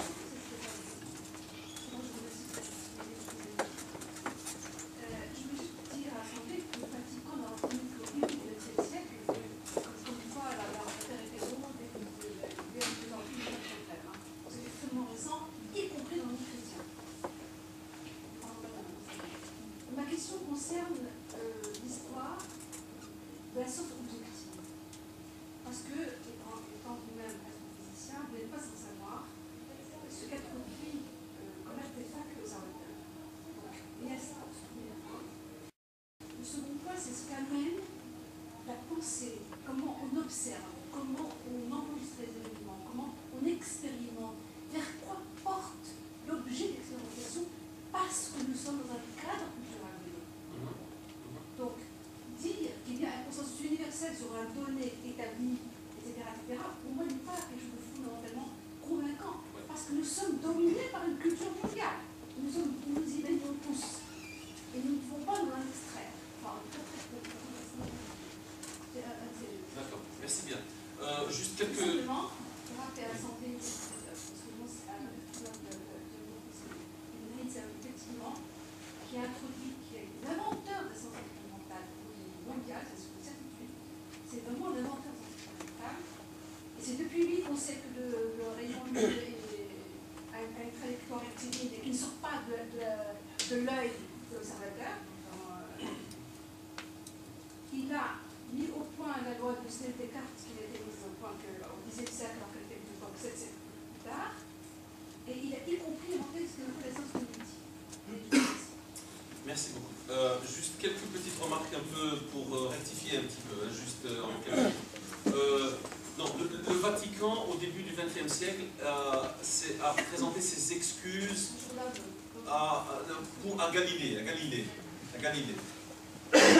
Mais avant cela, très longtemps avant cela, le Vatican avait accepté que le Soleil était au centre. C'est vrai qu'ils l'ont combattu, c'est vrai qu'il y avait tout un processus politico-religieux, etc. Mais l'héliocentrisme avait été accepté il y a pas mal de temps. Ibn al-Haytham, qui est mon autre héros, j'avais dit, hein, j'ai dit deux héros, Al-Biruni et Ibn al-Haytham. Ibn al-Haytham n'a pas établi la loi de Descartes-Snell. Parce que, il faut faire attention quand on parle. La loi de Descartes-Snell est une loi mathématique. Oui. Mais la formule mathématique de Descartes-Snell n'a pas été établie par Ibn al-Haytham. J'aurais adoré qu'Ibn al-Haytham ait obtenu ce résultat. Ibn al-Haytham a montré qu'il y a réfraction, que la réfraction dépend du milieu, est-ce que c'est un milieu râlé, rafif, etc. J'ai relu tout cela, mais il n'a pas obtenu, il n'a pas formulé, voilà, juste pour dire, oui, mais on ne peut pas dire, c'est lui qui a... Il n'a pas formulé au sens de loi. Mais il n'y avait pas, non, mais il n'y avait pas de sinus de l'angle et de sinus de l'angle, enfin, mais quand il dit, évidemment, ça augmente par rapport au rapport, etc., d'accord, mais il y a une différence entre expliquer qu'est-ce qui se passe et comprendre que ça augmente ici, ça diminue là, selon tel milieu, et trouver une forme. C'est pas ça le... Terminer ces textes au normal. Mais la question la plus importante que vous avez soulevée, c'est la question de l'observateur et de la subjectivité de l'observateur. Donc c'était, comment peut-on parler d'objectivité générale ou universelle lorsque nous sommes imbibés de notre culture et de notre subjectivité nous-mêmes. la reproductibilité des résultats doit se faire par des scientifiques de background et de cultures diverses et dans des conditions différentes. Il faut qu'on ne se leurre pas. Parce que nous, les scientifiques, si on a appris quelque chose durant tous ces siècles, c'est qu'il est très facile de se faire une illusion. Et de se tromper, de dire, vous voyez, non mais c'est, regardez. Mais c'est pour ça que je dois, moi, m'éclipser complètement, envoyer tout ça à quelqu'un, je ne sais pas, au Brésil, et dire, vous refaites. Le Brésilien, il n'a pas le même background, il ne travaille pas la journée, il travaille la nuit, il travaille le week-end, etc. Et donc, c'est ce recoupement, c'est la minimisation de tous ces facteurs qui, à la fin, c'est ce qui s'est produit, par exemple, je ne sais pas, il y a beaucoup d'exemples. La fusion froide, par exemple, était un exemple très fameux durant les années 80-90, où certains chercheurs ont pensé qu'ils avaient réussi à faire de la fusion nucléaire à température ambiante, ce qu'on appelle la fusion froide. Et ils n'ont pas arrêté. Moi, j'ai assisté au colloque où les résultats de la communauté ont été présentés. Où pendant à peu près 1 mois, 2 mois, tout le monde était occupé à refaire l'expérience. Parce que le résultat était tellement extraordinaire. Et si c'était avéré véridique, ça aurait été une révolution dans le monde. Révolution totale. L'énergie, tout le pétrole, tout ça, il faut oublier tout de suite, etc. Et donc les gens se sont attelés à refaire. Et même lorsqu'ils ont refait, et que les résultats étaient négatifs, du Japon, de l'Inde, de la Chine, etc., ces physiciens-là, très fameux, Pons et Fleischmann, n'ont pas arrêté de dire que les résultats sont corrects. Donc il est très facile de se leurrer. Et ce n'est qu'après avoir comparé avec tous les autres, dans des conditions différentes, dans des labos différents, des températures différentes, d'humidité différente, on le fait la nuit, on le fait le jour, on le refait avec des lasers, on le refait avec des gaz, on le refait avec ça, qu'après on se dit, voilà, on a vérifié à peu près tous les facteurs qui peuvent compter. Ceci dit, je ne suis pas un idéaliste. Je ne dis pas que la science est parfaite, que ne vous inquiétez pas, on obtient des résultats, tout est bon, allez, on peut aller chez nous. Non, il y a toujours des risques, il y a des résultats. J'ai publié dans Gulf News il y a quelques mois un article, la science est-elle en train de faire fausse route? Qu'il y a beaucoup de résultats qui sont faux, qui sont publiés, et que soit nous n'avons pas le temps de les répéter, soit nous n'avons pas les conditions de les refaire de manière différente pour dire est-ce que c'est vrai ou c'est faux. En tout cas, en biologie, il y a trop de fautes qui se fait et qui sont Dans certaines. beaucoup de domaines. Non.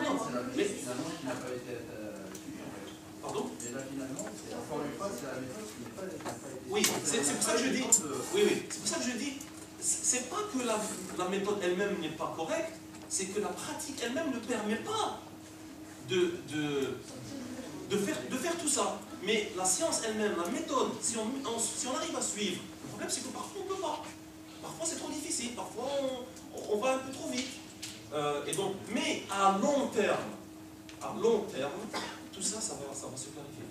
Il y a beaucoup de résultats qui ont duré pendant 10 ans, 20 ans, 50 ans, et puis après...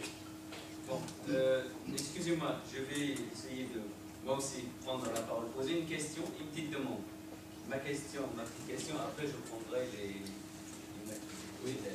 Donc, est-ce que les savants musulmans, dans l'âge d'or de l'islam, au moment où ils ont commencé, ont fait apporter les sciences, est-ce qu'ils avaient adopté ce naturalisme méthodologique? Non, pas du tout. Est-ce que dans leurs livres, on trouvait des explications milieu? Ou bien, parce que quand on lit Allahu A'lam à la fin, etc., au début, voilà. La deuxième, je sais que par les mails, etc., je sais qu'il y en a beaucoup qui attendent un peu ton avis sur la question de la théorie de l'évolution. Peut-être en dire juste deux mots. Je ne sais pas, tout le temps peut-être on va donner la promesse qu'on va avoir l'occasion pour organiser une demi-journée, parce qu'il faut peut-être minimum une 4 heures pour donner un avis contraire. Comme ça, on sera très éclairé, mais on aimerait bien avoir, enfin, en résumé, ce qui est difficile pour moi de vue là-dessus.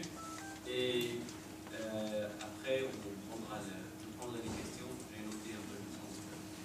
Oui, non, pour l'évolution, on ne peut pas, parce que tu dis en 2 mots, les 2 mots vont générer 2000 mots, donc c'est pas possible de dire quoi que ce soit en 2 mots et d'ouvrir un un débat, surtout que je n'ai pas présenté toutes les idées qui viennent avec l'évolution, et puis après, pourquoi vous dites ça, qu'est-ce que vous pensez? Il faudra montrer tout ça, et on ne peut pas, donc il vaut mieux laisser ça lorsque le second livre sortira, et qu'il contiendra tout ça, et on discutera de manière plus méthodique. Maintenant, pour ce qui est du naturalisme méthodologique, très bonne question, parce que ce principe n'a jamais été formulé par les savants musulmans. Ils n'ont jamais dit, écoutez, on va faire de la science, donc laissez-nous faire de la science de manière méthodique et naturelle. Personne n'a dit ça comme ça. Il y en a certains, encore une fois, on les retrouve, hein, Ibn Haytham est le cas de figure le plus cité dans ce sens. C'est celui, même s'il disait Wallahu Ta'ala, mais dans tout son travail, dans tout son procédé, on voyait très bien que c'était un scientifique naturaliste. C'est-à-dire qu'il essayait toujours de chercher les causes de ce qui se passe, etc. Maintenant, dans la plupart d'entre eux, moi ce qui me dérange dans la science de cette période-là, c'est que la plupart, je crois qu'il n'y a que El-Biruni, je me souviens plus, peut-être que El-Biruni, qui a rejeté clairement et catégoriquement l'astrologie. Donc, il y avait beaucoup qui pensaient que ce qui se passe dans les cieux se reflète sur ce qui se passe dans nos vies. Et qu'il n'y avait pas manière d'expliquer ce phénomène. Si on leur disait, mais comment ça se passe? Ils disent, bah, ça va. Il y a des. Je ne sais pas s'ils disaient des esprits, mais ils disaient, il y a des facteurs. Il y a des facteurs qu'on ne peut pas décrire, qu'on ne sait pas. Et dès qu'on commence à parler de facteurs qu'on ne peut pas décrire, ça veut dire qu'on accepte de ne pas faire de la méthodologie naturaliste. Voilà. Donc, certains ont essayé de coller le plus près possible à l'esprit, à la méthode scientifique, à la méthodologie scientifique, en restant empirique, scientifique, l'expérience, etc., etc. Mais la plupart, même ceux qui étaient vraiment expérimentalistes, etc., la plupart acceptaient quand même l'astrologie, ce qui laisse penser qu'ils n'étaient pas complètement méthodologiquement. J'ai une question, un peu l'impression par rapport en fait, à la notion de vérité établie. En fait. J'ai l'impression qu'on peut avoir une vérité établie, mais sauf que comme les êtres humains, en fait, nous, on n'a qu'une perception de cette vérité, on n'arrive pas en fait, à s'arrêter sur cette vérité-là. Si je prends par exemple l'exemple du temps, on a toujours cru que le temps était une valeur absolue. Maintenant, avec la théorie d'Einstein, on sait que le temps est une valeur relative. Donc, même par exemple, avec Averroès, quand on a posé Averroès, il dit que pour lui, le temps n'a toujours existé parce que si le temps a commencé à exister un jour, c'est-à-dire qu'il y a un avant-temps et un après-temps, et donc il y a du temps. Et donc, c'est-à-dire ce que je veux dire par là, c'est qu'à un moment donné, la vérité établie était que, par exemple, pour l'exemple du temps, que le temps ne peut pas changer en fait. N'est pas dépendant d'un référentiel. Alors qu'aujourd'hui, on est sûr de ça avec la théorie d'Einstein. Donc, c'est-à-dire, c'est pour ça que. Est-ce que vous ne pensez pas que cette notion de vérité établie dépend fortement d'une perception derrière? Mais dans l'exemple que vous venez de donner, même pour le temps ou autre, c'est un concept, c'est une conception, ce n'est pas une vérité, elle n'a pas été établie par quiconque. Que le temps soit absolu ou pas absolu, qui a établi cela? Personne. C'est un concept, c'est comme ça qu'on conçoit le temps. Hein? Oui, donc c'est comme la Terre est au centre de l'univers, c'est axiomatique, c'est voilà, c'est comme ça que je prends. C'est pas établi. Quand je dis établi, ça veut dire que on est arrivé à ce résultat. Par exemple, la vitesse égale la distance, vite égale v sur t. Ça, on a toujours cru que c'était la seule équation qui existait. Aujourd'hui, avec Einstein, c'est plus le cas. C'est-à-dire qu'elle est vraie dans un certain cas, mais pas dans tous les cas, en fait. Oui, mais même ça, c'est pas une vérité établie. Le fait de définir la vitesse comme ça, et d'abord, la vitesse définie comme ça n'est valable que dans certains cas simples. Hein. C'est pas une. On est d'accord, on a toujours cru que c'était la seule possible, c'est-à-dire une représentativité de la vitesse en relation avec la distance et pendant on parle même de dilatation de la vitesse, dilatation de la distance, dilatation du temps, on ne connaît pas très bien. Oui, non. Mais c'est quand même un peu farfelu quand même, toutes ces notions-là, c'est-à-dire si on en parlait il y a, je ne sais pas, 100 ans, à une personne mentale, on va nous dire que vous êtes un fou tout simplement. C'est-à-dire Oui, mais encore une fois, j'insiste. Oui, mais encore une fois, j'insiste sur l'idée de établi. Établi, ça veut dire nous avons obtenu ce résultat. Nous sommes arrivés à ce résultat. C'est pas des conditions en fait. Juste pour compléter, cette équation, elle est valable dans certaines conditions qui sont établies avec cette équation. Mais plus tard, on a mis d'autres conditions, on a vu, mais finalement, ça ne contredit pas cette équation, c'est juste que ça la complète. Donc d'autres conditions. C'est-à-dire la deuxième vérité établie, elle englobe la première, on va dire ça comme ça. Ce que je veux dire par là, c'est que ce qui est dangereux à mon sens, c'est d'arrêter de dire, on prend juste la première vérité, c'est-à-dire V égale D sur T, on dit voilà, c'est une vérité établie, on l'a testée, elle marche bien, je ne peux pas me dire qu'elle est, c'est-à-dire que c'est autre chose. On peut écouter la réponse. On écoute la réponse du professeur au moins. Attention à un moment donné à la vérité établie, parce qu'il peut y avoir à un moment donné une autre vérité établie qui englobe la première et qui ouvre un champ plus large en fait, qui ne contredit pas forcément la première, mais qui ouvre entre guillemets un champ plus large à une deuxième. Ce que je voudrais dire, c'est que moi je n'ai pas utilisé ce terme de vérité établie entre parenthèses. J'ai dit fait établi ou résultat établi. Et j'ai dit la vérité, je n'ai utilisé le terme vérité que dans la citation de Kindi, où la vérité était le but vers lequel on tend. Voilà. Qu'est-ce qu'on cherche? On cherche là, on va vers la vérité. Et la vérité, c'est notre but, notre objectif. C'est ce qu'a dit Kindi. Mais, par exemple, est-ce que la gravitation de Newton est établie? Voilà, c'est ça. C'est ça. Donc, c'est ce que je veux dire. Ce que établi, ça ne veut pas dire définitif et final et qu'il n'y a rien d'autre après. Ça veut dire que ce n'est pas faux. C'est tout ce que ça veut dire. Ça veut dire que ce n'est pas faux. Et on l'a testé, on a trouvé que c'est correct, dans les conditions qu'on a testées, etc. Et donc, dans ces conditions-là, ce n'est pas faux. On n'a pas fait quelque chose d'erroné. C'est juste par rapport en fait, quand je vous ai présenté la pensée d'Averroès, à un moment donné, il disait, quand il y a une vérité établie, il faut l'accepter. Du coup, c'est quoi la différence entre un fait et une vérité établie dans ce cas? C'est-à-dire, oui, on a vérifié que la vitesse égale V sur T, mais si le courant par exemple dit le contraire, on peut le ramener à la raison en fait. Alors que potentiellement, bon, là c'est pas les gens, ça n'a rien à voir en fait, c'est juste un exemple. Et ça peut à un moment donné en fait limiter l'accès à cette vérité finale en fait, la vérité. Ce que je veux dire, c'est qu'on a toujours des exemples comme ça, une vérité qui englobe une autre, on parle de théorie quantique, théorie M. De toute façon, même si question pour madame. Même si le Coran dit le contraire, ce qu'il y a, c'est que même s'il dit le contraire ou il dit autre chose, mais ils doivent quand même vérifier le fait. Bien sûr, mais en fait, Madame, c'est bon. Bon, c'est dur de couper quelqu'un dans son élan, mais c'est dur aussi de laisser. Peut-être on va revenir à. Veuillez nous excuser. Il y a une question là. Il y a une fille qui levait la main. Oui, vas-y. En fait, je me vois plus à propos de la médecine, la médecine allopathique aujourd'hui, la notion de reproductibilité, les traitements qui sont proposés. Quelle est votre avis sur et la manière dont la médecine est approchée par les scientifiques, qui établit sur des mécanismes d'action de certaines molécules?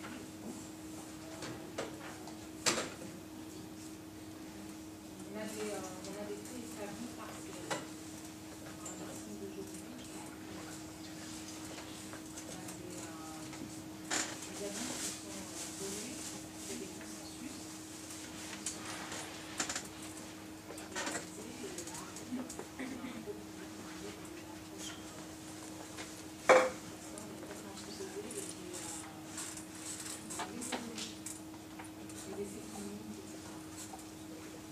La médecine, pour moi, est un cas vraiment complexe. Parce que si on me posait la question, je pourrais me poser la question, pas pour un défi, mais juste pour dialoguer, la médecine est-elle une science exacte? Et tout de suite, elle a répondu non. Oui, mais ça, je crois pas. Oui. Un peu. C'est ça, vous voyez? Maintenant, vous avez relativisé un petit peu. Moi, je ne dis pas forcément que la médecine est une science exacte. Hein. Moi, en tant que physicien, astrophysicien, je ne voulais pas répondre à la question. Parce que les physiciens tendent à être un peu trop durs, comme scientifiques durs. Mais je pense que toute la question est là. Si une science n'est pas exacte, quand on dit elle n'est pas exacte, c'est pas une insulte. Hein. C'est dans la nature même de cette science. C'est quand on dit l'économie n'est pas une science exacte, ben, ça ne veut pas dire jetons à la poubelle l'économie. Ou la sociologie n'est pas une science exacte, ça ne veut pas dire que pourquoi on a des départements de sociologie dans une université. Ça ne veut pas dire ça. Ça veut dire que la nature de cette science elle-même.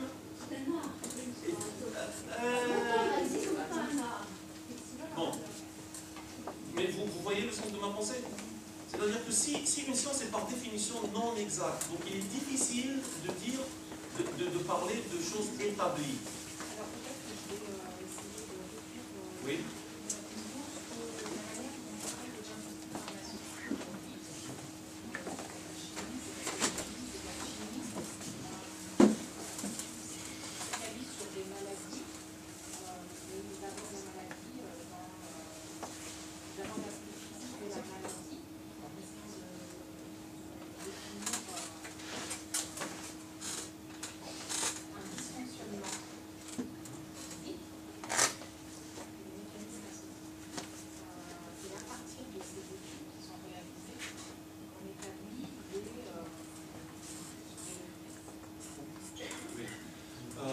Vous savez, il y a, dans la plupart des sciences, y compris les sciences sociales, il y a une admiration profonde envers la physique.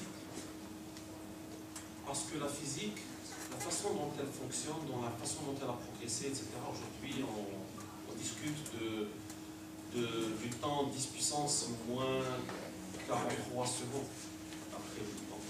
C'est des temps inimaginables, mais c'est à cette précision-là. On parle de particules qu'on ne verra jamais, mais que nous avons établi l'existence. La méthode de la physique est tellement potente, est tellement capable qu'il y a beaucoup de sciences qui ont essayé de se rapprocher de la méthode de la physique. C'est pour ça qu'il y a cette tendance à essayer de trouver le dysfonctionnement, c'est où est-ce que ça s'est cassé, comment est-ce qu'on ramène, on force cette molécule à venir s'imbriquer ici. C'est exactement de cette façon que fonctionne la physique. Et la chimie, beaucoup de gens pensent que la chimie, c'est tout simplement une extension de la physique à des échelles un peu plus grandes. Et donc, il y a une fascination de la physique qui, parfois, est étendue à des domaines où la méthode de la physique ne devrait pas être appliquée de cette manière.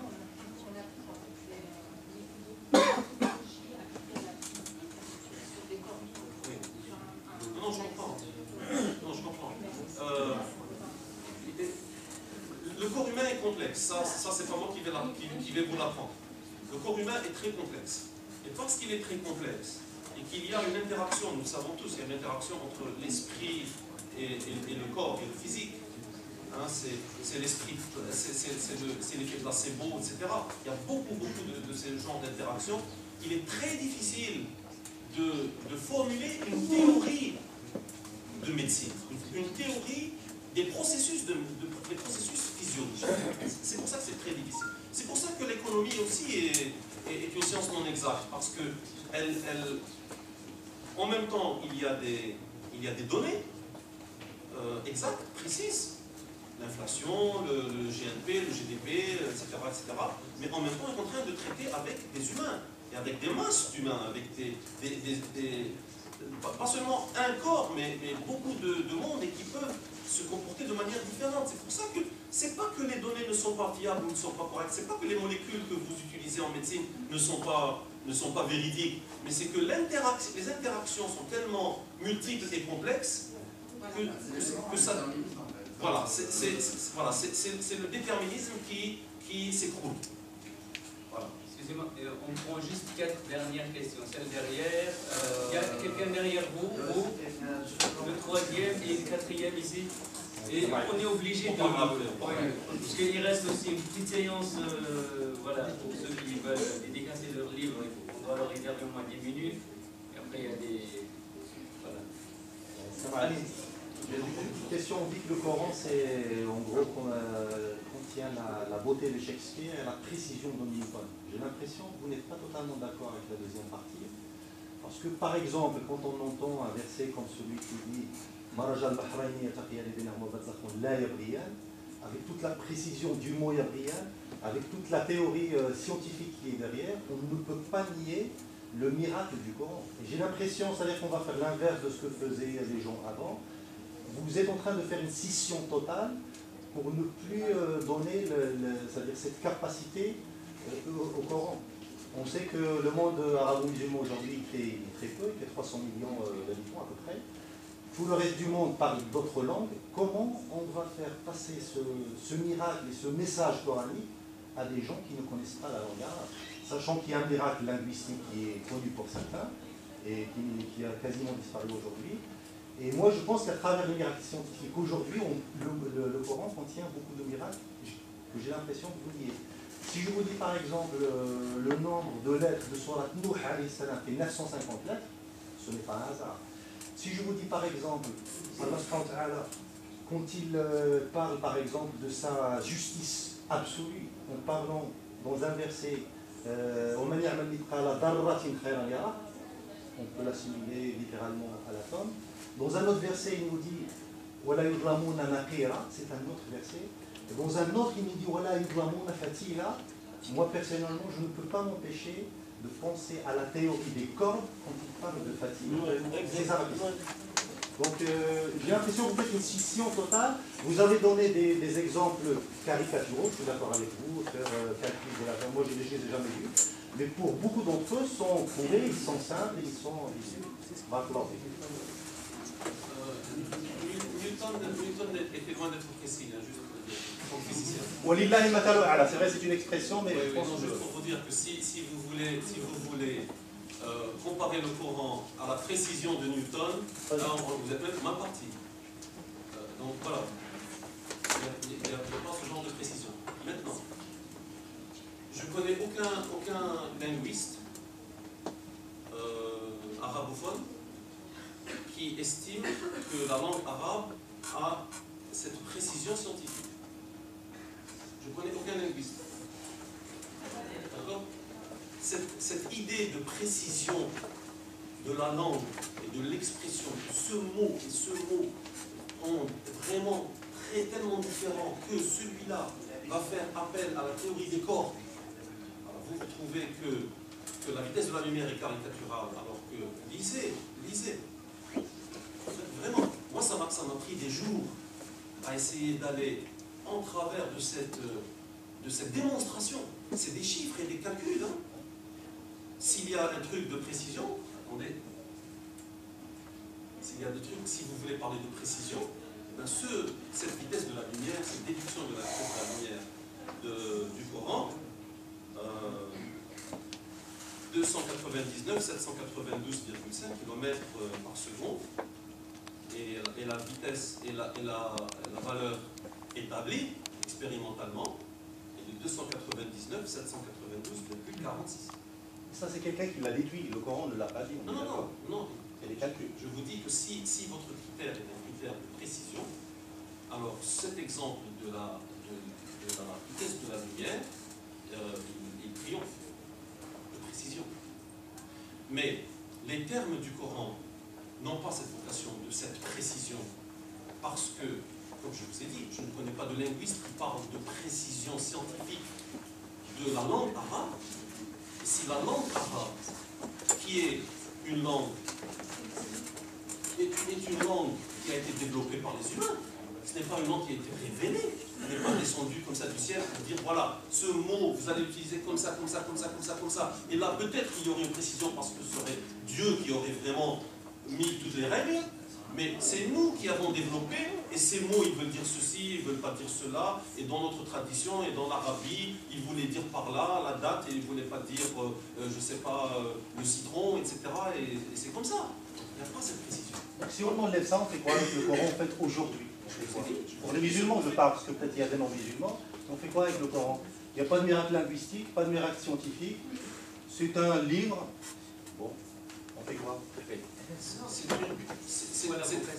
Oui, quelle est la vocation du livre? Est-ce que c'est un livre? Si c'est un livre qui est un miracle, c'est un livre qui est un miracle et qu'on peut démontrer et établir ce miracle, eh bien on va l'exposer à toute l'humanité et ce sera terminé. La dawa est faite une fois pour toutes. Nous avons l'Internet, nous avons les chaînes satellitaires, on va exposer ce miracle et puis basta. Exactement, c'est ce que font ces gens-là. Ah, c'est à travers ces découvertes. Non, mais je vous dis que c'est... Mais si on le conteste, on dit non, ça c'est scientifique, c'est à part. Personne ne peut contredire aujourd'hui certaines théories scientifiques, je suis d'accord avec vous. Il est aujourd'hui, je crois que c'est des gens qui ont mal à la tête comment dirais-je, de contester certaines théories, on est d'accord là-dessus.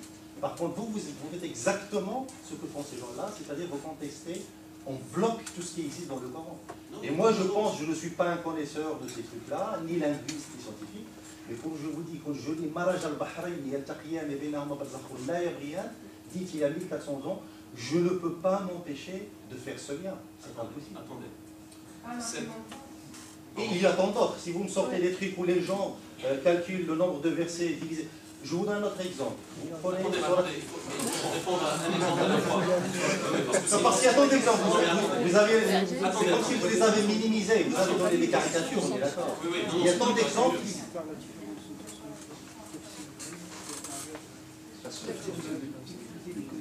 Écoutez, ce phénomène des mers,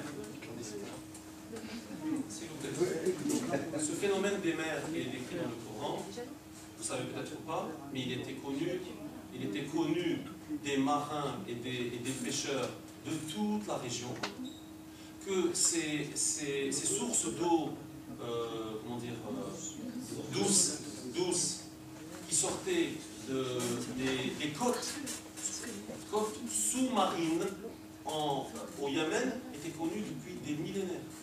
C'est ça que l'on oublie toujours de dire, mais en fait, on ne connaissait pas exactement l'histoire de l'époque. Non, mais aujourd'hui, nous savons que ça c'était su. Ça, c'était su. La théorie de l'Irjaz, qu'est-ce qu'elle dit? Elle dit, le Coran contient des vérités qui n'ont été découvertes que dernièrement. Et qu'il y a 1400 ans, un homme d'Arabie ne pouvait pas savoir. Cet exemple que vous citez est en contradiction flagrante avec cette définition de l'Irjaz. Parce qu'il suffit d'aller rechercher un petit peu et voir à quel point ça, c'était su. Et si ça, c'était pas su, mais vous imaginez que ça a pris plus de 1000 ans pour que les gens qui vivaient dans les mers se sont rendus compte que, ah tiens, regardez, il y a de l'eau douce à côté dans l'eau salée, ça a demandé Cousteau pour découvrir ça, et que s'il y avait des gens qui étaient dans les mers tout le temps, et que quelqu'un l'aurait constaté, quelqu'un aurait crié au triomphe du Coran. Ça n'a jamais été fait. Cette idée qu'il y a un miracle linguistique ou scientifique, etc., du Coran, n'a jamais été véhiculée avant l'ère où nous sommes devenus vraiment complètement ignorants. C'est lorsque nous sommes devenus ignorants que nous avons eu cette réaction et qu'aujourd'hui, nous continuons à essayer de défendre cette idée dont je répète, il n'y a pas un seul exemple qui passe le filtre de l'examen attentif. C'est très simple. On fait quoi donc du Coran? Dernière question. C'est-à-dire donc le Coran c'est quoi en fait? Justement, d'où le contexte scientifique où il dit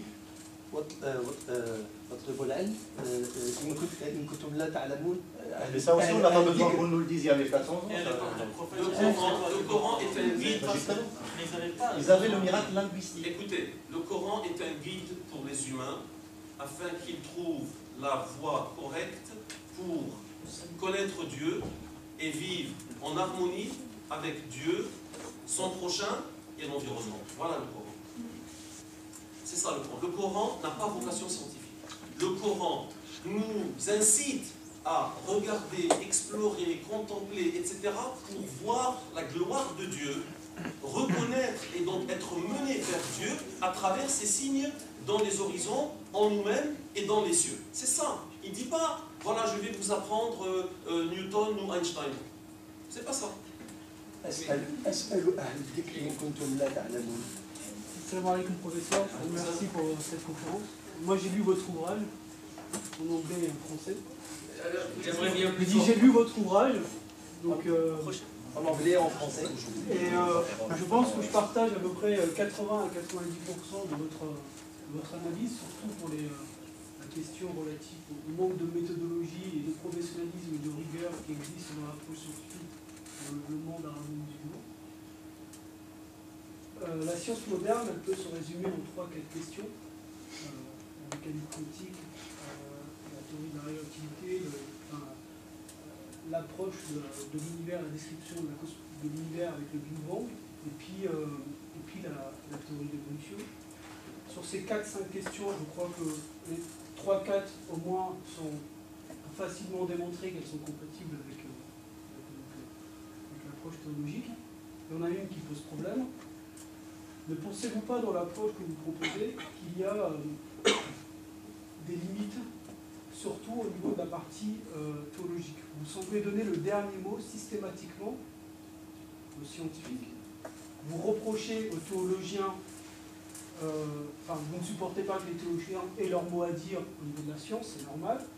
Vous ne pensez pas que les théologiens ont leur mot à dire et doivent avoir le dernier mot dans le domaine d'expertise qui est le leur, la théologie, et qu'il y a une limite, des limites, à ne pas franchir pour l'homme de science que vous êtes ou que nous sommes, pour les hommes de science. Et cette limite se situe notamment au niveau du dogme et de toutes les questions en fait, qui sont indépendantes du temps et de l'espace. Très bien, merci. Tout dépend de ce qu'on appelle dogme et tout dépend de ce qu'on appelle domaine d'expertise. Vous savez, probablement, certainement, j'imagine, qu'il y a des ulamas qui ont déclaré que ceux qui proclament que la Terre tourne autour du Soleil sont des hérétiques. Est-ce que ça c'est du dogme? Non. Et est-ce que les ulamas... Mais c'est pour ça que je sais très bien que c'est un cas flagrant maintenant, il nous paraît un peu ridicule. Bien que cette fatwa, elle a été émise il y a quelques décennies seulement, il y a 30 ans maximum. Donc c'est pas des gens d'enfants qui ne connaissaient rien à rien. C'est pour ne pas citer les noms, c'était des gens de la plus haute instance parmi les théologies, parmi les ulamas de la Oumma, parce qu'ils ont proclamé cela. C'est juste pour dire qu'il faut faire attention à ce qu'on appelle dogme, parce que pour eux, ça c'était du dogme. C'est pour ça qu'ils ont émis cette fatwa d'hérésie. Parce que pour eux, ça c'est du dogme. Et l'évolution de l'homme, par exemple, pour eux, je suis sûr, aujourd'hui, pour la plupart d'entre eux, la majorité écrasante, un dogme. Et donc il ne faut pas toucher. Oui. Qu'est-ce que vous pensez pour ce genre de questions? Non, mais c'est pas ce que je pense. Je suis en train juste de vous clarifier l'idée de dogme. Pour vous dire qu'il y a des choses qui parfois sont par eux considérées comme dogme. Aujourd'hui, quand je vous ai dit qu'est-ce que vous pensez des ulamas qui ont déclaré que ceux qui pensent que la Terre tourne autour du Soleil sont des hérétiques, vous avez souri. C'est-à-dire que vous avez réalisé que ça ne peut pas être un dogme. Ce n'est pas aux scientifiques de définir le dogme, c'est aux théologiens, donc et aux experts de théologie. Déclarer que la Terre tournant autour du Soleil, c'est un dogme, ou que la Terre centrale est un dogme. Non, mais quand je parle ça c'est un fait scientifique, mais je parle de tout ce qui est relatif au tawhid, tout ce qui est à la création. Mais attendez, mais peut-être que l'évolution de l'homme est aussi un fait scientifique. Vous voyez, donc ce qu'on déclare comme fait scientifique, vous voyez maintenant que la référence pour vous, ça devient, est-ce que c'est un fait scientifique? La Terre tournant autour du Soleil, pendant des siècles, c'était inacceptable. La preuve, le Vatican et Galilée, c'était un dogme inacceptable. C'était un dogme intouchable. Et qui sait que peut-être dans 20 ans, 30 ans, 50 ans, l'évolution de la Terre sera un truc banal. Par exemple, l'évolution de l'homme sera un truc banal. Ce ne sera plus un dogme intouchable. Donc, tout ce que j'ai voulu dire... C'est dommage qu'il n'y ait pas d'experts en théologie parmi nous. Non mais attendez, c'est pas une question d'experts. Attendez, mais je voulais examiner avec vous le concept de dogme. Le dogme, il porte sur quoi? Est-ce qu'il porte sur des choses que les scientifiques peuvent explorer et établir? Ou est-ce qu'il porte sur des choses qui sont sur l'au-delà, les attributs de Dieu, le jugement dernier, là on peut établir des dogmes. Parce que les scientifiques ne pourront jamais toucher et dire ça ne peut pas être vrai. Mais les choses qui font partie, par définition, font partie de la science, comment est-ce que je vais accepter que les théologiens déclarent comme dogme et qu'il y a des limites à ce que moi je peux dire? C'est ça mon problème. C'est le dogme, il porte sur quoi? Qu'est-ce qui est dogmatique? Dernière question. Vas-y. Rapidement, on va clôturer. Nous sommes encore une fois désolés. Merci beaucoup pour cette conférence. Moi, la question est simple. C'est vous passez de l'âge d'or de l'islam 8e, 13e siècle au 21e siècle, avec l'élaboration du contraste qui est flagrant.